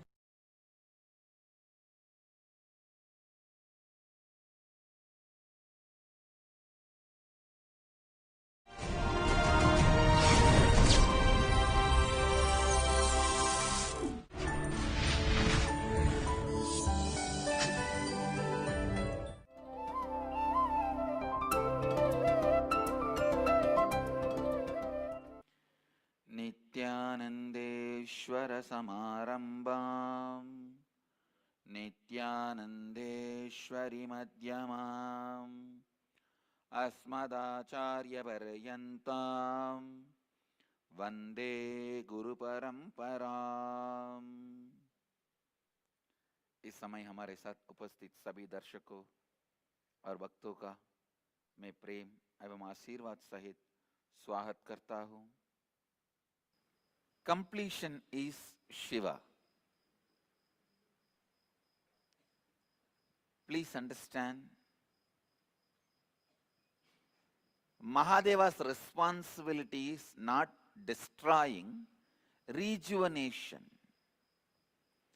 He destroys all the old things which can't stand alive in the present. He destroys the past, which is a dead weight on the present, but not power for the present, and creates the space for present to expand and be alive. Completion does exactly the same thing. Please understand, I can give same definition to completion and Mahadeva, which burns all the dead past, which is sitting as a weight over the present, but never as a power for the present, and creates a space for the present to become presence and expand, be alive. The definition which I gave now is for both Mahadeva and completion. Please understand, पूर्णत्व ही शिव है, महादेव का कार्य विनाश नहीं है। मृत अतीत का विनाश कर वर्तमान को जीवित करना, उसका विस्तार करना ही महादेव का उत्तरदायित्व है और वही पूर्णत्व का यथार्थ है। Mahadev is embodiment of completion. Completion is the process of Mahadev.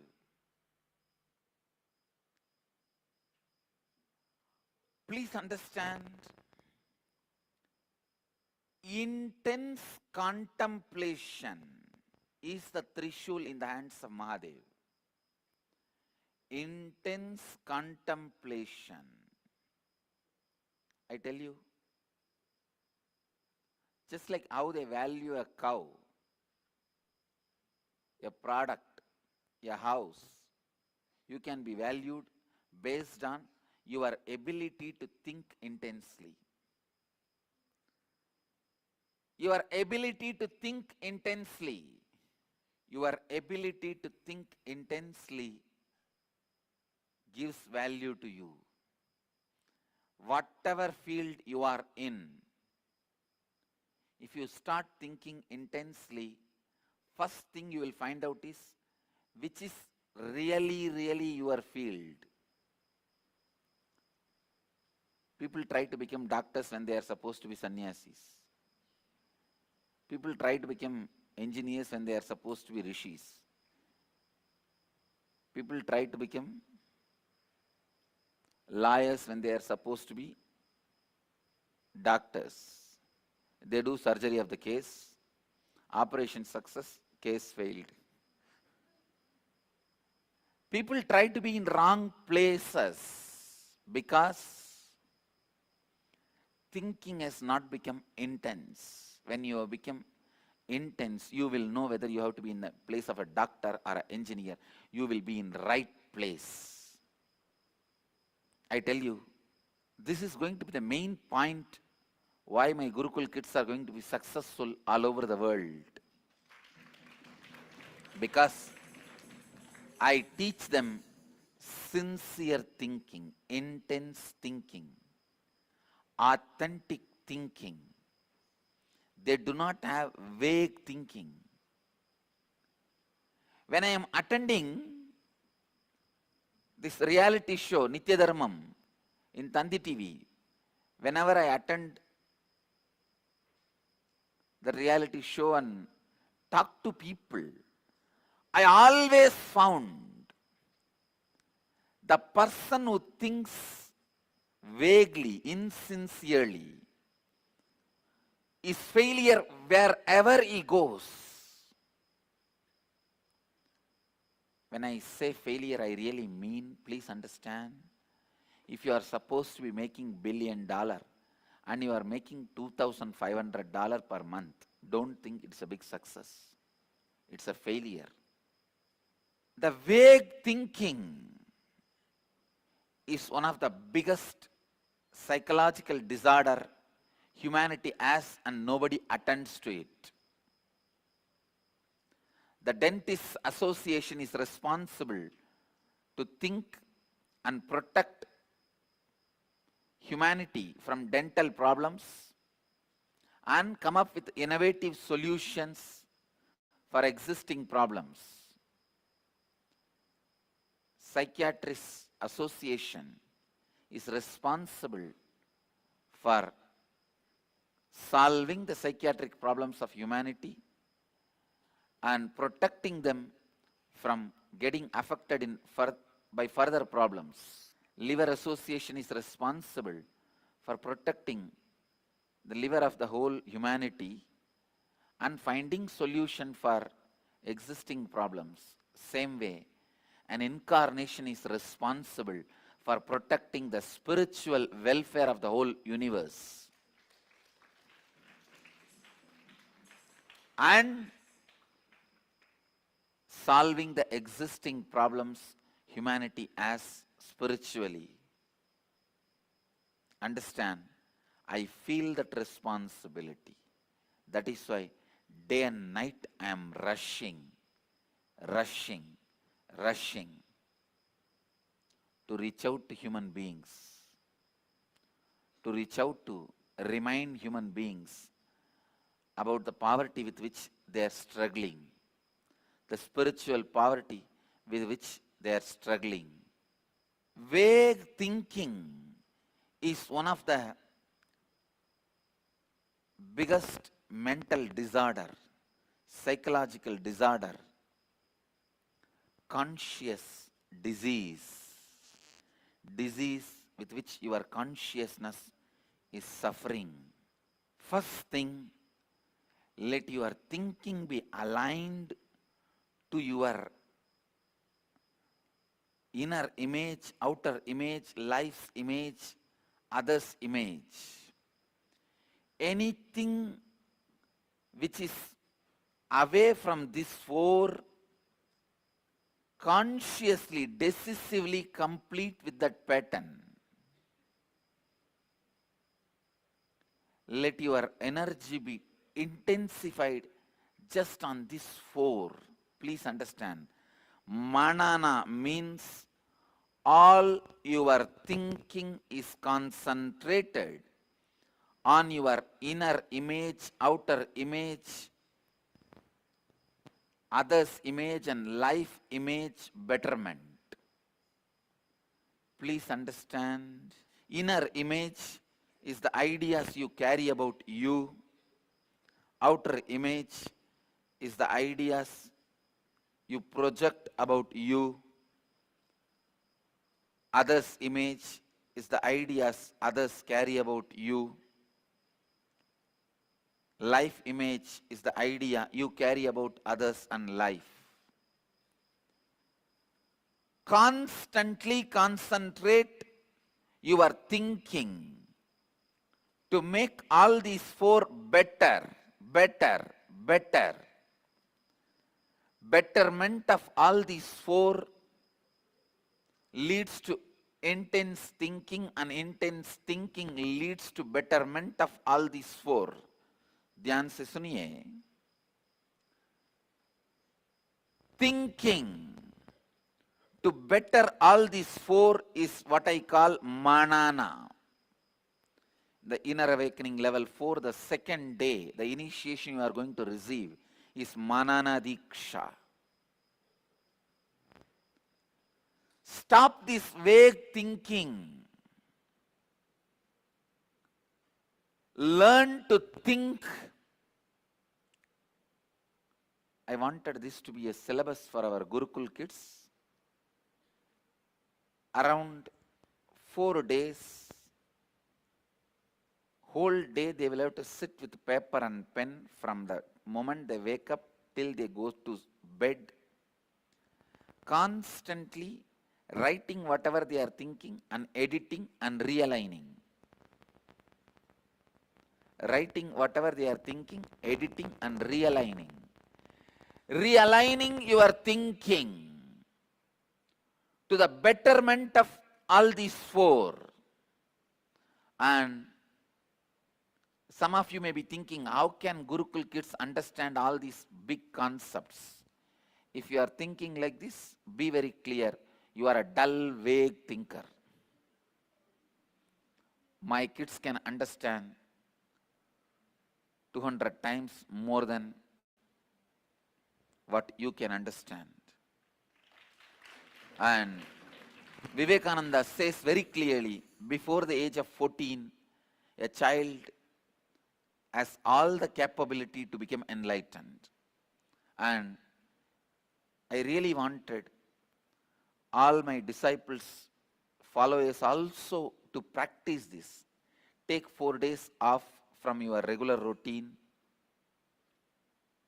Go somewhere where you are not demanded, where you are not expected to follow any routine. Wake up whenever you want. Start writing down your usual thinking. But if you wake up naturally, your usual thinking will start. Pen down. After you pen down, half an hour or 1 hour, when you don't have further any thoughts, then read what you wrote. See how you can align your thinking to the betterment of these four: inner image, outer image, others image, life image. Whatever is not in alignment, complete with those thought patterns. For example, if you are a sannyasi, and if you have a thought pattern of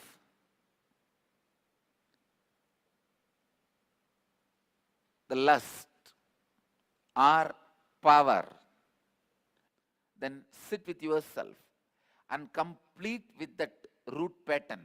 Find out why that parasite patterns exist in you. I tell you, at some point you would have felt powerless, weak. That is why you wanted social power or political power as an alternative to your existential power. So complete with that pattern. I am not saying you should not have social power or you should not have political power. No.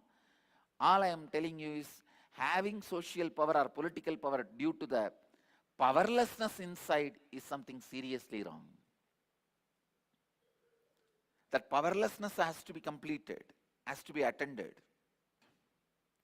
Complete with all the root patterns which is not in sync, alignment with your inner image, outer image, others image and life image, which is not helping you to better all these four. Betterment of all these four is manana. Please listen. If your thinking is vague, you do not align yourself with these four. Mahadev पूर्णत्व का साक्षात्कार है, पूर्णत्व की कार्य प्रणाली है, गहन चिंतन ही महादेव के हाथ में उपस्थित त्रिशूल है।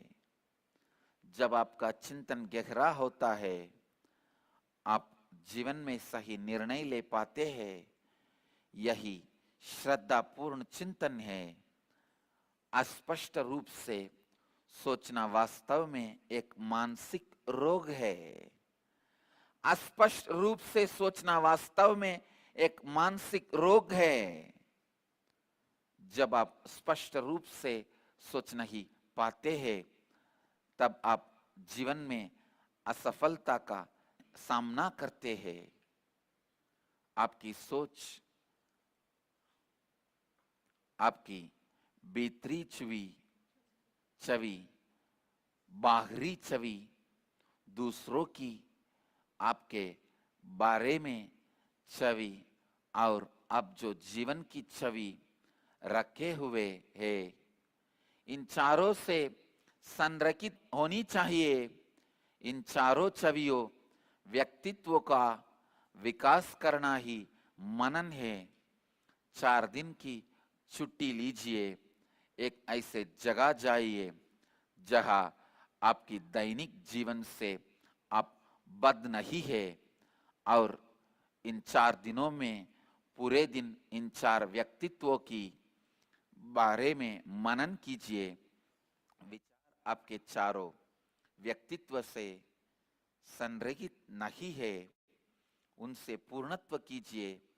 शक्तिहीनता से जन्मे हुए सारी मूल विचारधाराओं के साथ पूर्णत्व कीजिए। Authentic thinking, authentic thinking is manana. As I said, at least spend 4 days in learning authentic thinking and completing with all the inauthentic patterns. This is literally like a designing your inner space. Designing your inner space.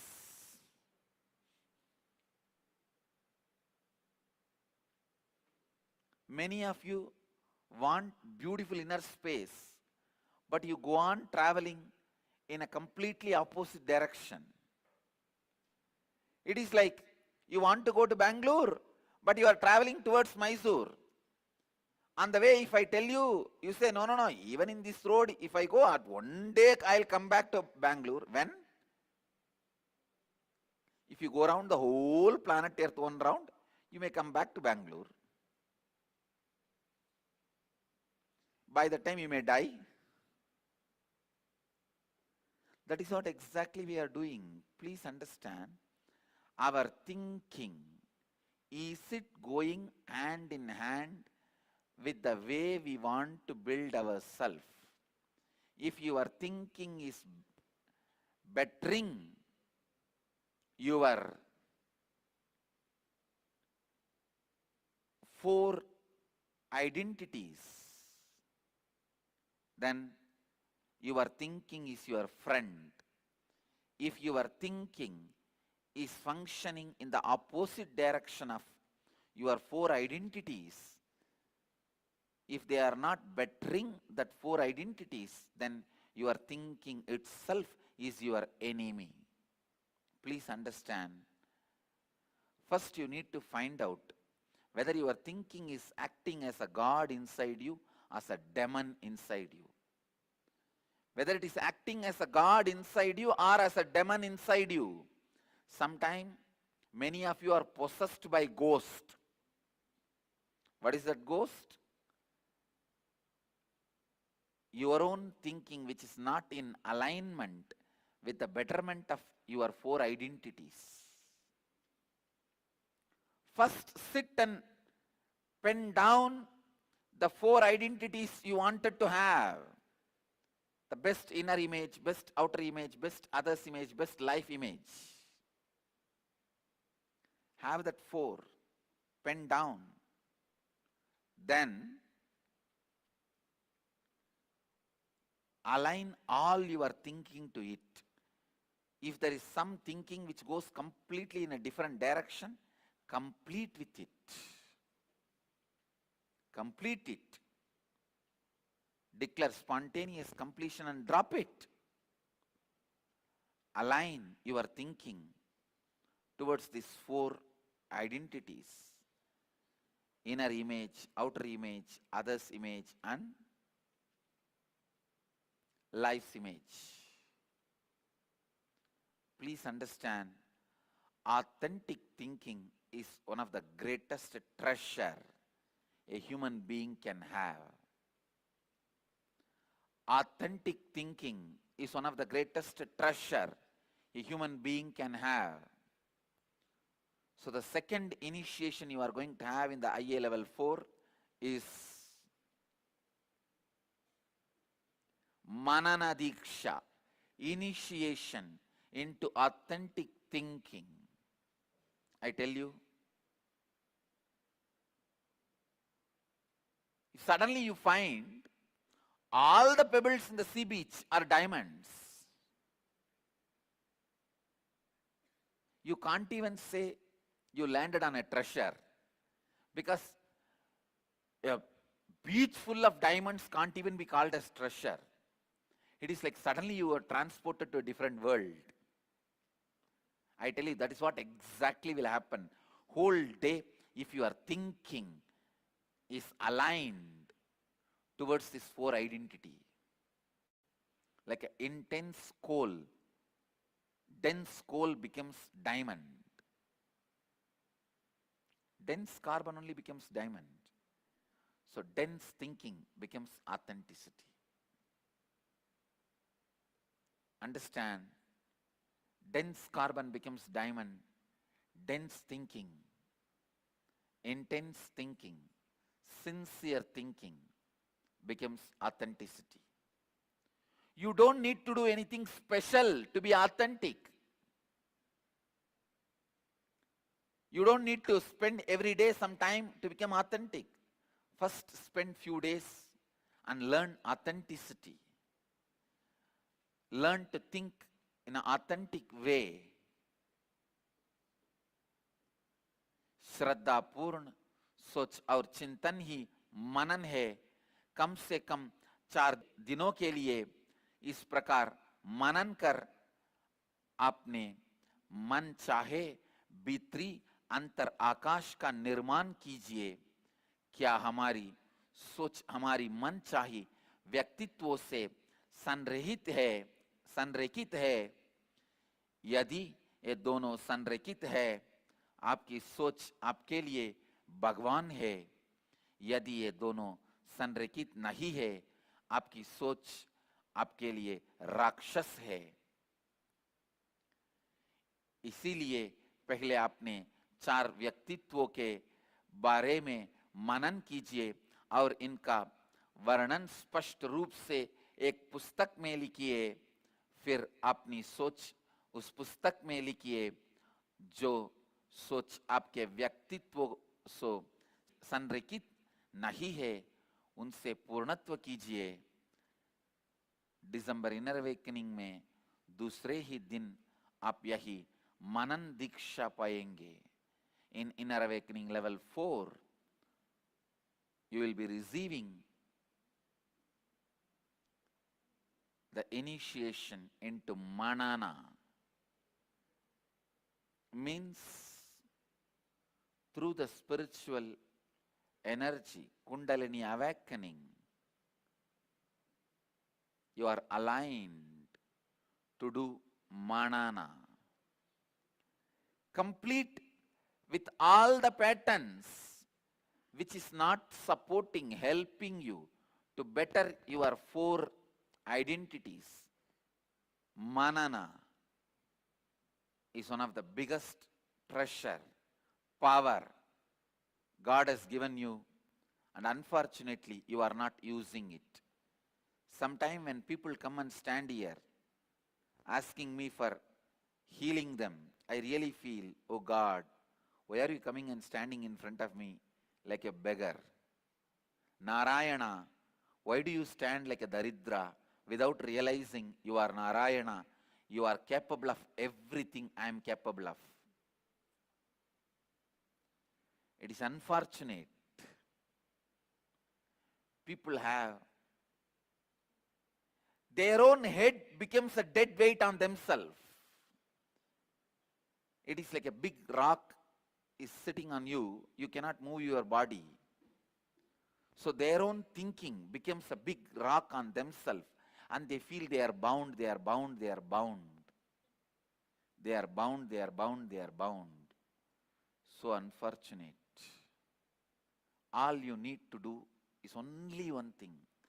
Align your thinking towards your four identity. That's all. That's all. आपकी गलत और अस्पष्ट सोच ही जीवन में आपके बद्ध होने के अनुभव का मूल कारण है. इनर अवेकनिंग स्तर 4 में आध्यात्मिक शक्ति द्वारा और कुंडलिनी शक्ति जागरण द्वारा आप ये मनन दीक्षा का उपहार पाएंगे.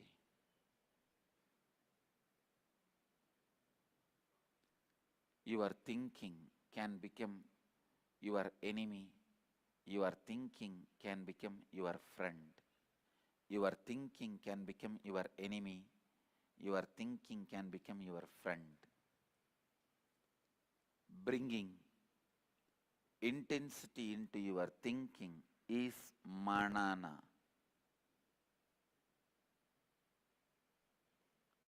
Essence of today's satsang. Bring authenticity in your thinking. Align your thinking to these four identities: your inner image, outer image, others image, and life image. Let you all achieve, experience, live, express, radiate, share, and explode in eternal bliss. Nithyananda. Nithyananda Dhyanapītam, Nithyananda Nagar, off Mysore Road, Bidadi, Bengaluru. Phone 08027279999. www.nithyananda.org. www.youtube.com/lifeblissfoundation.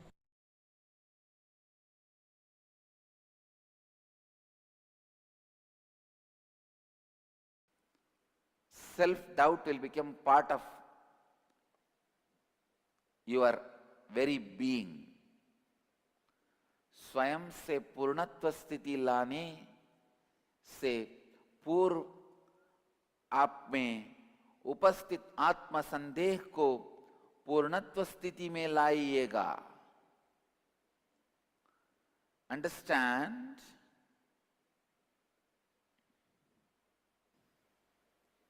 When you live with that self-doubt, life becomes hell. Whatever you do, you will carry that self-doubt. Self-doubt is the poison. First, complete with that self-doubt. I think all the kids should be taught this lesson first. Completing with the self-doubt. Only that will bring stability. See, till you complete with your self-doubt, stability can never be brought in your life. Whether it's a Gurukul kid, or a sannyasi, or a sannyasini, or a devotee, or a participant, or a staff. I think even all the staff should be taught how to complete with this self-doubting pattern. Only then they will be stable. Self-doubting pattern should be cleared, completed. A kindergarten teacher was observing the children while they drew their art. She would occasionally walk around to see each child's work. As she got to where one little girl was working diligently, the teacher asked what the drawing was. The girl replied, "I am drawing God." The teacher paused and said, "But honey, no one knows what God looks like." Without missing a beat or looking up from her drawing, the little girl replied, "They will know in a minute."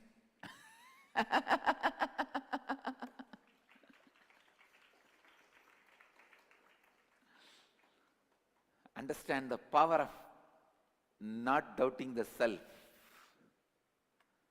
Power of not doubting the self. You see, when no one knows, then what I declare is the declaration. That is the truth. If somebody thinks they know, only then there is a competition. See, all inventions are nothing but the first declaration, the earliest declaration. Then naturally there was developing and development. But the developments will happen only after the first declaration. So the man who wants to declare first should have a being without self-doubt. Only people who completed the self-doubt, all first declarations comes out. All first declarations, the great first declarations comes out only out of the space which has no self-doubt. Atma sandeh वो विष है जो आपको धीरे धीरे निगल जाएगा. सबसे पहले आत्म संदेह की विचारधारा से पूर्णत्व क्रिया कीजिएगा. जब तक आप अपने आत्म संदेह के साथ पूर्णत्व नहीं लाते हैं, आप में स्थिरता नहीं आ पाएगी. नहीं आ पाएगी. Understand? Self-doubt destroys every possibility in you. Self-doubt removes all the higher visualizations. I tell you, all possible higher visualizations are corrupt by the self-doubts. All possible higher visualizations are snubbed in the very level of bud itself by self-doubt. Self-doubt is a goat which destroys the forest. In all the forest area you will see a big board, goats kill forests. You may think, how can goats kill forests?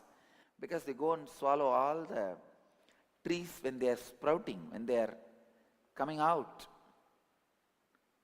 when they are starting. So never forest can happen where goats are. Goats and forests can't live together.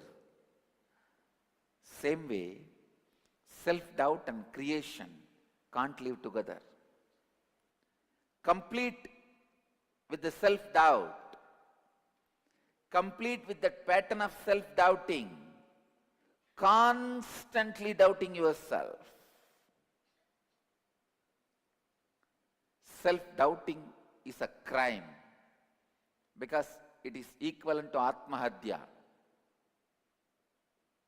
It is equivalent to suicide.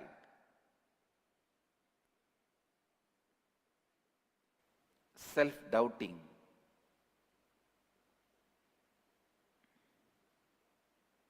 makes you doubt everything. Actually, self-doubting is the root cause of atheism.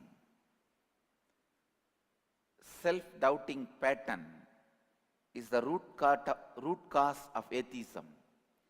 A person who does not doubt the self, he will doubt the right things need to be doubted, not the wrong things. The person who carries a self-doubt will doubt all the wrong things, and the right things which he need to doubt will not doubt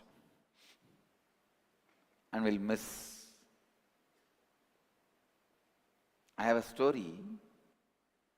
Children were lined up in the cafeteria of a Catholic elementary school for lunch. At the head of the table was a large pile of apples. The nun had posted a note on the apple tray, "Take only one, God is watching." Moving further along the lunch line, at the other end of the table was a large pile of chocolate chip cookies. One child had written a note, "Take all you want because God is watching the apples."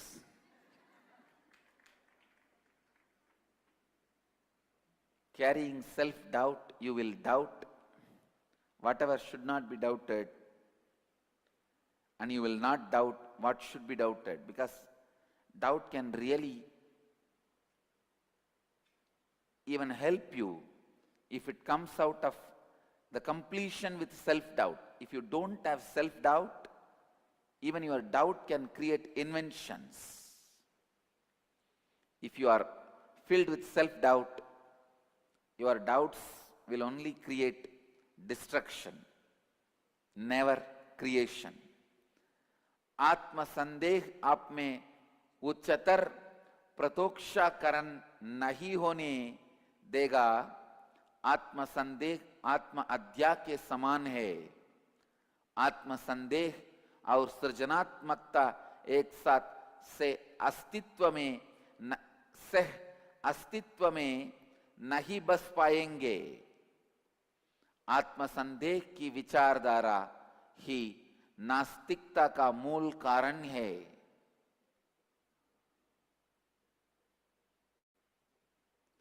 यदि आप में आत्म संदेह नहीं है, आपका संदेह भी सृजनात्मकता की स्थिति ला सकता है। यदि आप में आत्म संदेह नहीं है, आपका संदेह भी सृजनात्मकता की स्थिति ला सकता है। So I tell you,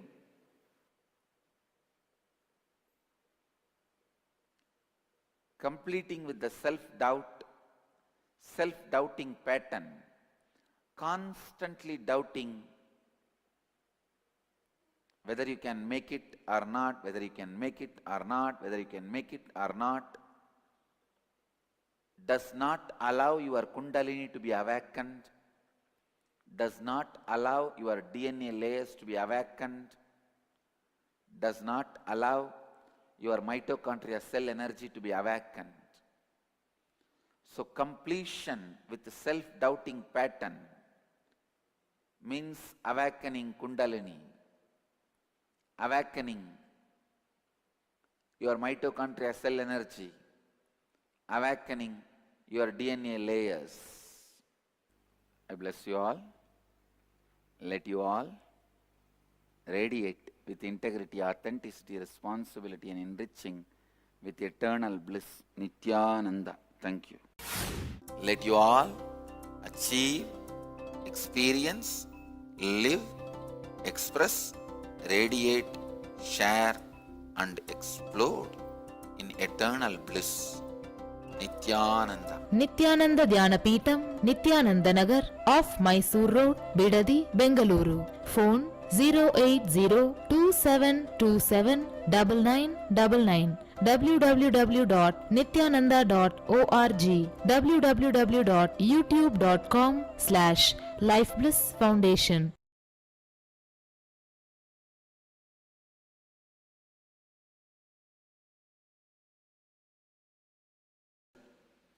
Even little bit of enmity is left, it can grow and destroy your life. Even little bit of incompletions are left, it can grow and completely destroy you mentally. Understand,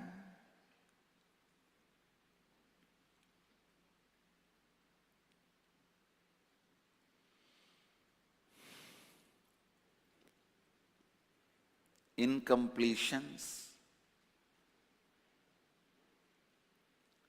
left in any form leads to more and more incompletions and difficulty.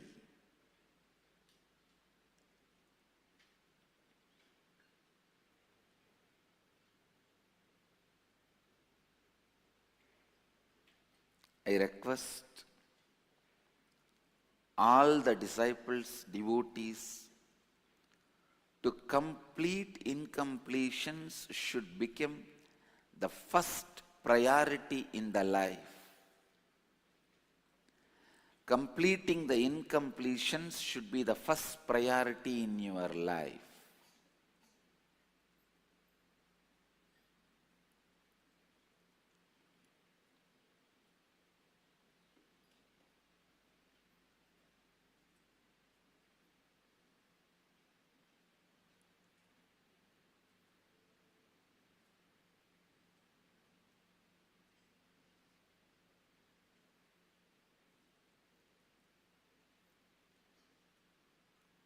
completing the incompletions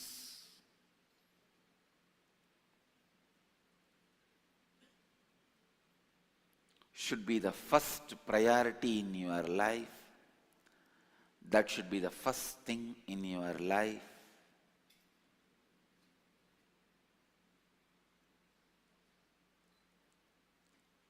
Sometimes it is so unfortunate, we don't do first things first. We think we will find our job, we'll find our spouse, we'll find our house, then we will start incompletion. No. Then we think we will start completing our incompletions. No. When you are in incompletion, you will attract wife who is in incompletion. When you are in incompletion, you will attract the house which is in incompletion. When you are in incompletion, you will attract the job in which you will not be stable. First thing you need to do is clear your inner space. Space corruption is the worst thing in the life. Space corruption is the worst thing that can happen in your life. With the corrupt space, nothing can be done. Whether you want to start building your new house, want to start a new career, want to start a new job, want to start a new life, want to start a new business, new career, anything you want to start new, I tell you, first do completion. Don't rush in making decisions.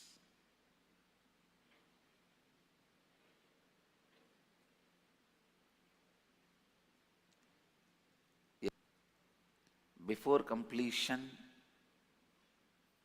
any decision you make will be of your patterns, not of yours. Will be of your patterns, not of yours.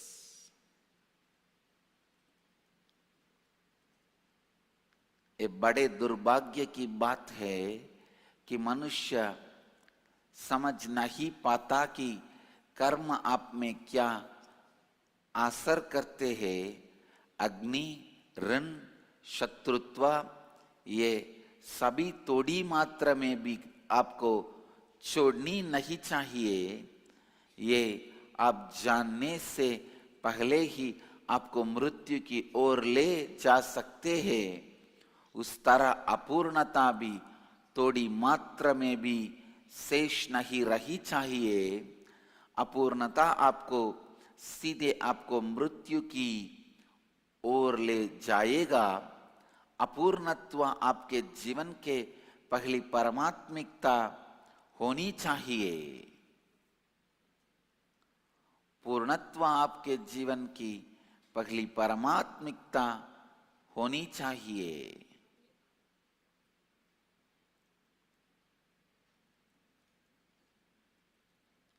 Understand?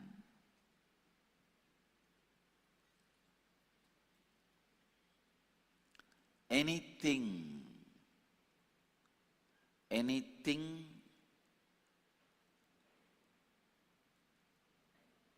with which you plan your life should be in completion. Are you using your cognition for your life? Complete the cognition. Cognition should be in completion. Are you using your mind? It should be in completion. Are you using your words? It should be in completion.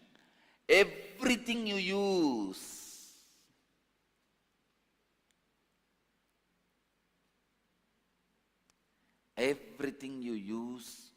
to plan for your life should be in completion.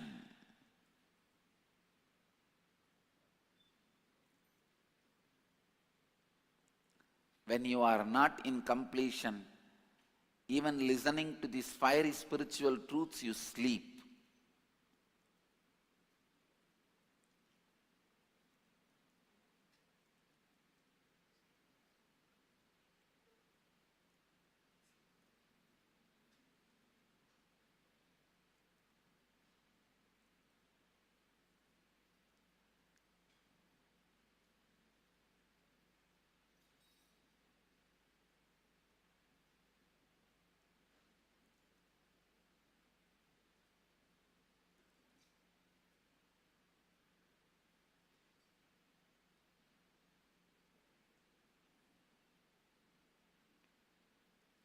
Sometimes people ask, how do I know whether my cognition, mind and whatever I use to plan my life is in completion or not? Yes, you will see very clearly. If powerless moments are again and again repeated in your life, you are in incompletion. If there is no powerless moments in your life throughout the day, you are in completion. That's all. पहले आपके अंतर आकाश की शुद्धि कीजिए. अशुद्ध अंतर आकाश के साथ कुछ भी संभव नहीं है. जीवन में निर्णय लेने में जल्दी ना कीजिए. पहले पूर्णत्व कीजिए, नहीं तो आपके निर्णय आपके नहीं होंगे, आपके अपूर्णता के निर्णय होंगे. जीवन में आप जिसका भी उपयोग करते हैं, आपका शरीर, आपका मन, आपका शब्द सभी पूर्णत्व की स्थिति से ही आनी चाहिए.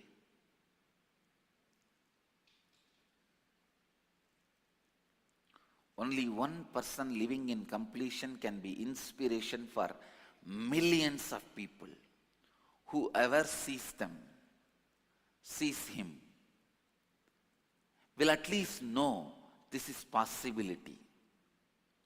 One man started swimming in the water is the reason for millions of ships now floating in the ocean.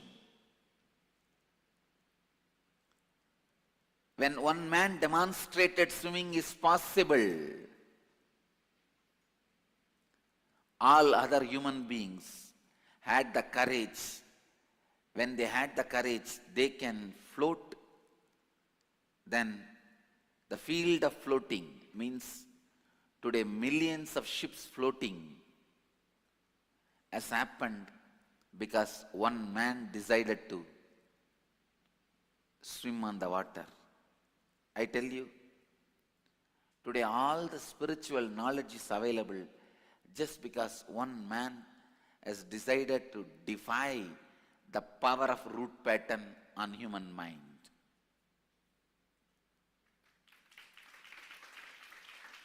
Because the one man has decided to live in completion. Today all the signs of completion, signs of enlightenment exist.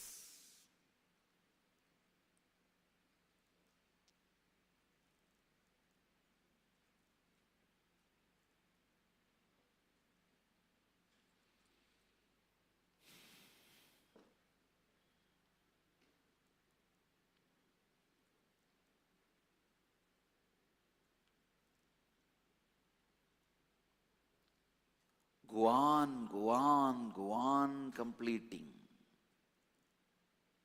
Don't leave any being with whom you have incompletion.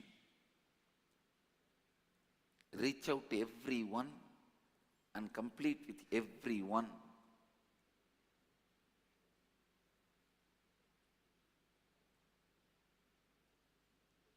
Because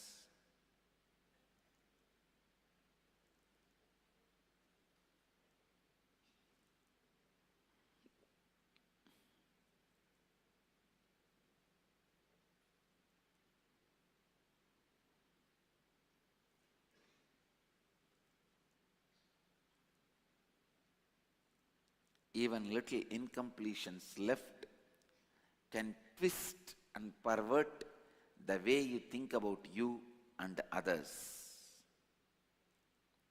the way you think about you and the world. So first thing need to be done is completion in your life before anything you start. Anything you start, you need completion. Before beginning a career, complete with everything. Before beginning building a house, complete with everything. Before beginning learning, complete with everything. Before beginning new lifestyle, complete with everything. Before beginning a spiritual practice, complete with everything. Before beginning a religious ritual, complete with everything. Beginning anything, complete with everything. यदि शक्तिहीनता के क्षण बार बार आपके जीवन में आ रहे हैं, आप अपूर्णता में जी रहे हैं, केवल एक व्यक्ति जो पूर्णता में जी रहा है वो करोड़ों लोगों की प्रेरणा हो सकता है। जब एक व्यक्ति ने तैरना आरंभ किया, वही सभी तैराक सभी नावों का कारण है। जब एक व्यक्ति ने मूल विचारधारा का सामना कर जीवन मुक्ति पाई, उसने जीवन मुक्ति की जीवित गंगा को जन्म दिया।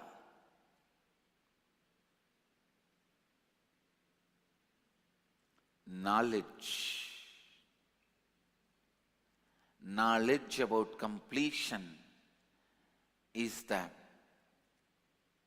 basic survival need for every human being. If you are cornered, complete. If you are confronted, complete. If you are in conflict, complete. If you are feeling powerless, complete. Every situation, first do completion. Completion is Ganesha Puja. In Hindu tradition, what we call Ganesh Puja is nothing but completion. Start everything after completion. Before beginning anything, do completion. That is why even before beginning sannyas, I tell people, take little time for completion. During completion, don't take any decision of going out of sannyas or living in sannyas. First do completion, then decide.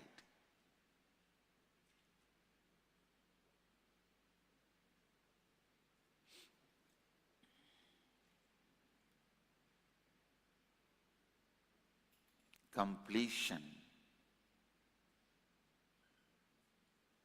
Completion is life.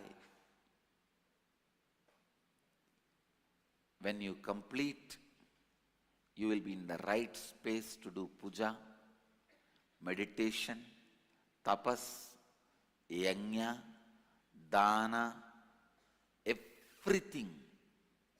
Everything is possible when you do completion.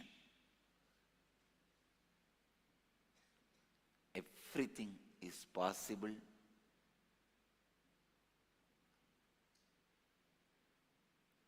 when you do completion. Understand, you do not know the power of completion. Power of completion is nothing but power of God. Whatever power of God can do, everything can be achieved just by completion.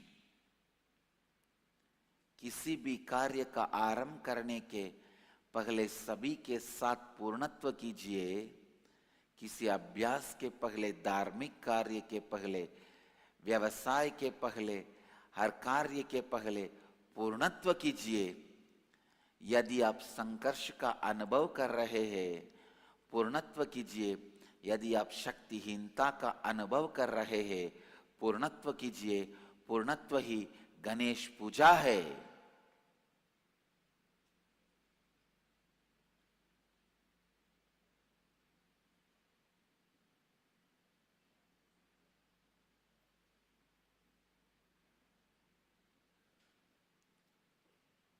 Before you begin the life, all Gurukul kids listen. At least 1 year you should spend your life aiming, concentrating on completion. Because you guys will have less incompletions now. Spend next 1 year along with your education.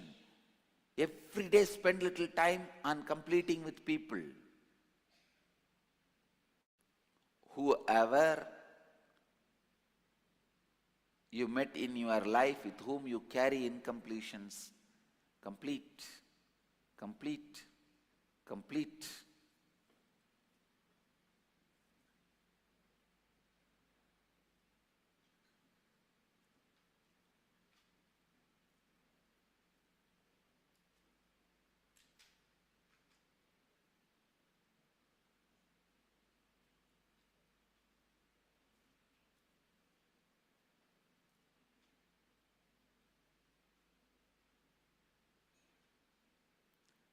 Completion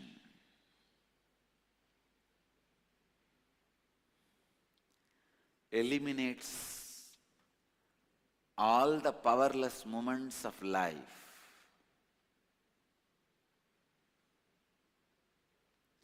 Every powerless moment in your life is eliminated by completion.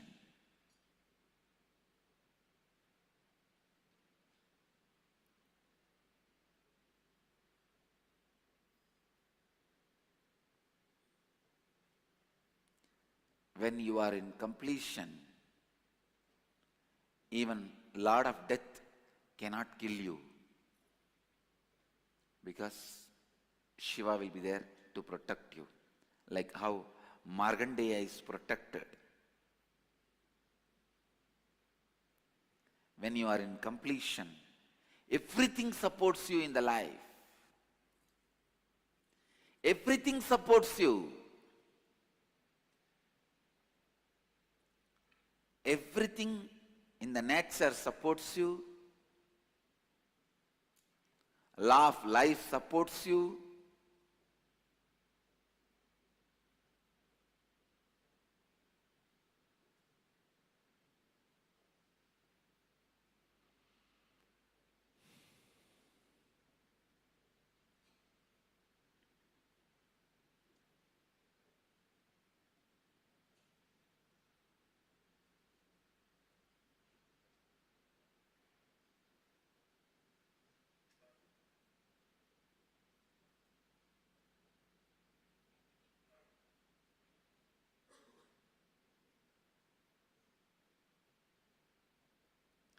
Everything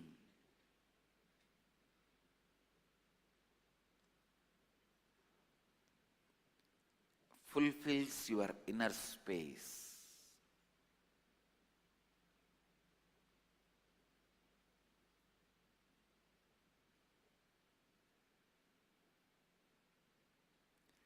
जीवन आरंभ करने के पहले क्या कम से कम 1 वर्ष पूर्णत्व कीजिए। पूर्णत्व आपके जीवन की सभी शक्तिहीन क्षणों का विनाश करता है। जब आप पूर्णत्व में हैं, यमा भी आपको कुछ नहीं कर सकते हैं, क्योंकि भगवान आपकी रक्षा कर रहे हैं।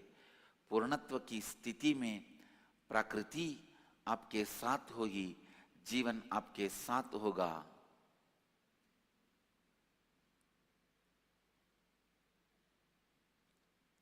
The essence of today's satsang: completion, completion, completion. Only when you complete, you will be able to practice the 4 principles of integrity, authenticity, responsibility, and enriching. Only when you are complete, you will be able to see the result of these 4 principles in your life. Only when you are complete, you will be fulfilled. you will be experiencing the power of this four tattvas. Only when you are complete, you will have everything auspicious in your life. Let you all achieve, experience, live, express, radiate, share, and explode in eternal bliss. Nithyananda. Nithyananda Dhyanapītam, Nithyananda Nagar, off Mysore Road, Bidadi, Bengaluru. Phone 08027279999, www.nithyananda.org, www.youtube.com/Life Bliss Foundation.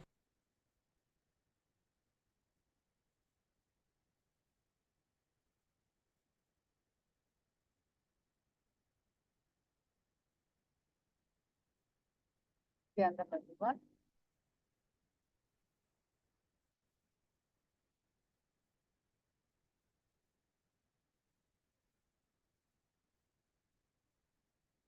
Nithyananda.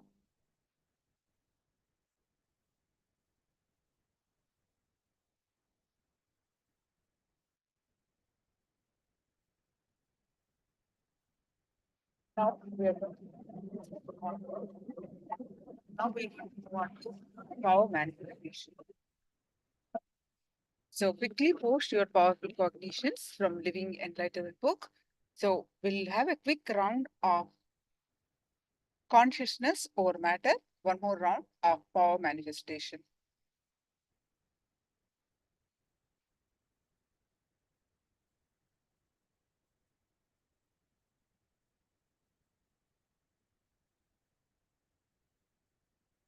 Those of you who are on offline, please come in front of camera for the power manifestation.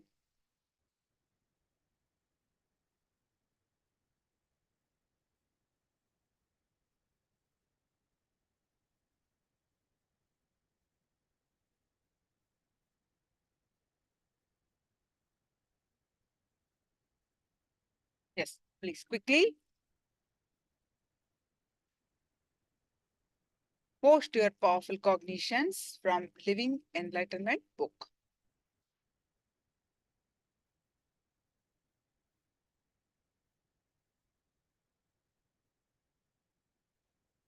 Post your powerful cognitions from Living Enlightenment book.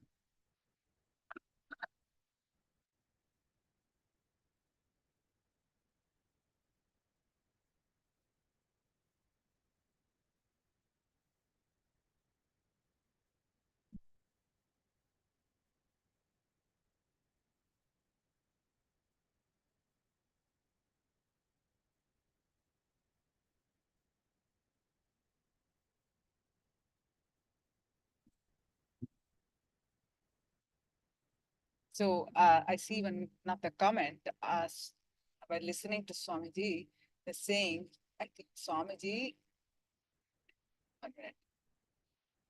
Swamiji is saying about me.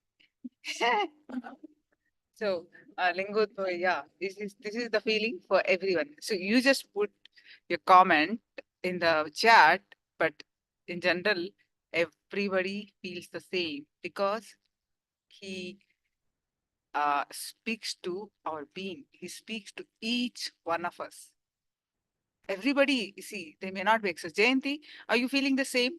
That Swamiji is speaking to me when listening to Swamiji's any satsang, powerful cognition, you feel that he's literally speak to me? You feel he's speaking to me or he's speaking to somebody else? You feel that, right? Yeah. Yes. Stephanie, what about you? Literally, he speaks to each one of us. And there is one satsang called, Listen, I'm speaking to you. The whole satsang itself, Swamiji spoke on this topic. As he listens to our being, he exactly the words, whatever words he spoke to engage our logical mind. In that logical, when we are engaged in our logical mind, his energy floods in our being. That's why we feel answered. The logical mind convinced with his words. While logical minds convinced with our words, our being gets fulfilled, or our consciousness rises. Yes, now please sit straight. Let's do the power manifestation of consciousness over matter.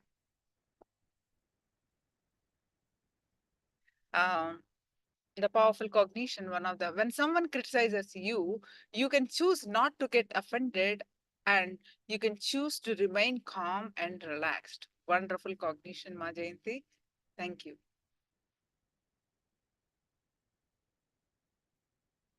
Yes, now please sit straight. Get your object, because we are going to do one level more of the consciousness over matter. See, even though it's the same power we are manifesting since past 3 days, you can move to the next level. How? Say, if you're absolutely comfortable moving the object, right? Immediately you're able to manifest immediately. Then you can move on to the next level. You can just command, fall with your consciousness. While experiencing the Advaita, you can declare to move, fall left side, fall right side, fall in the front, fall in the back. Or if you have a coconut, you can ask the coconut to just stand upright. And you can also do put it in on the silicon, meaning on the tab, on the computer.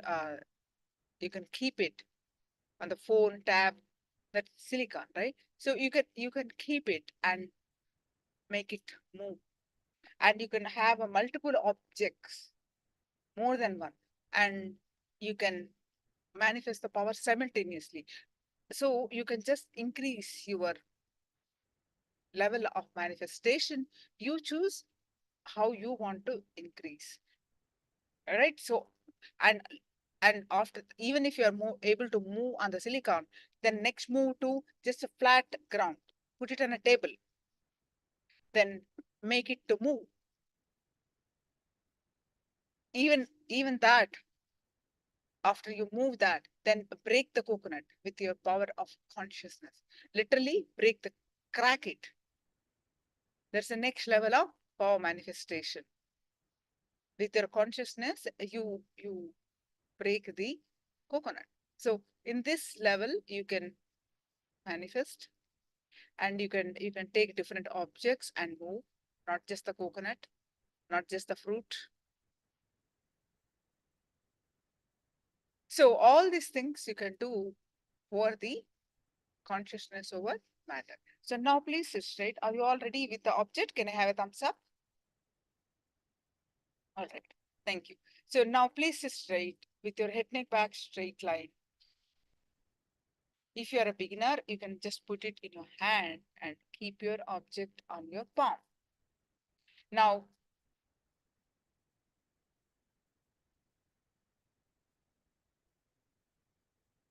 bring your awareness to the third eye. Visualize Swamiji's form in your third eye.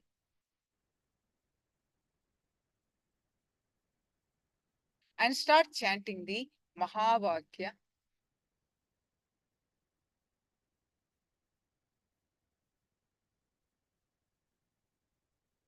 Start chanting the Mahavakya. Om Nithyananda Paramashivoham. Start chanting the Mahavakya and experience the space of oneness. With the space of oneness, manifest the power of the consciousness over matter. So start chanting intensely. And when you are experiencing the oneness space, declare the object on your hand to move, to roll.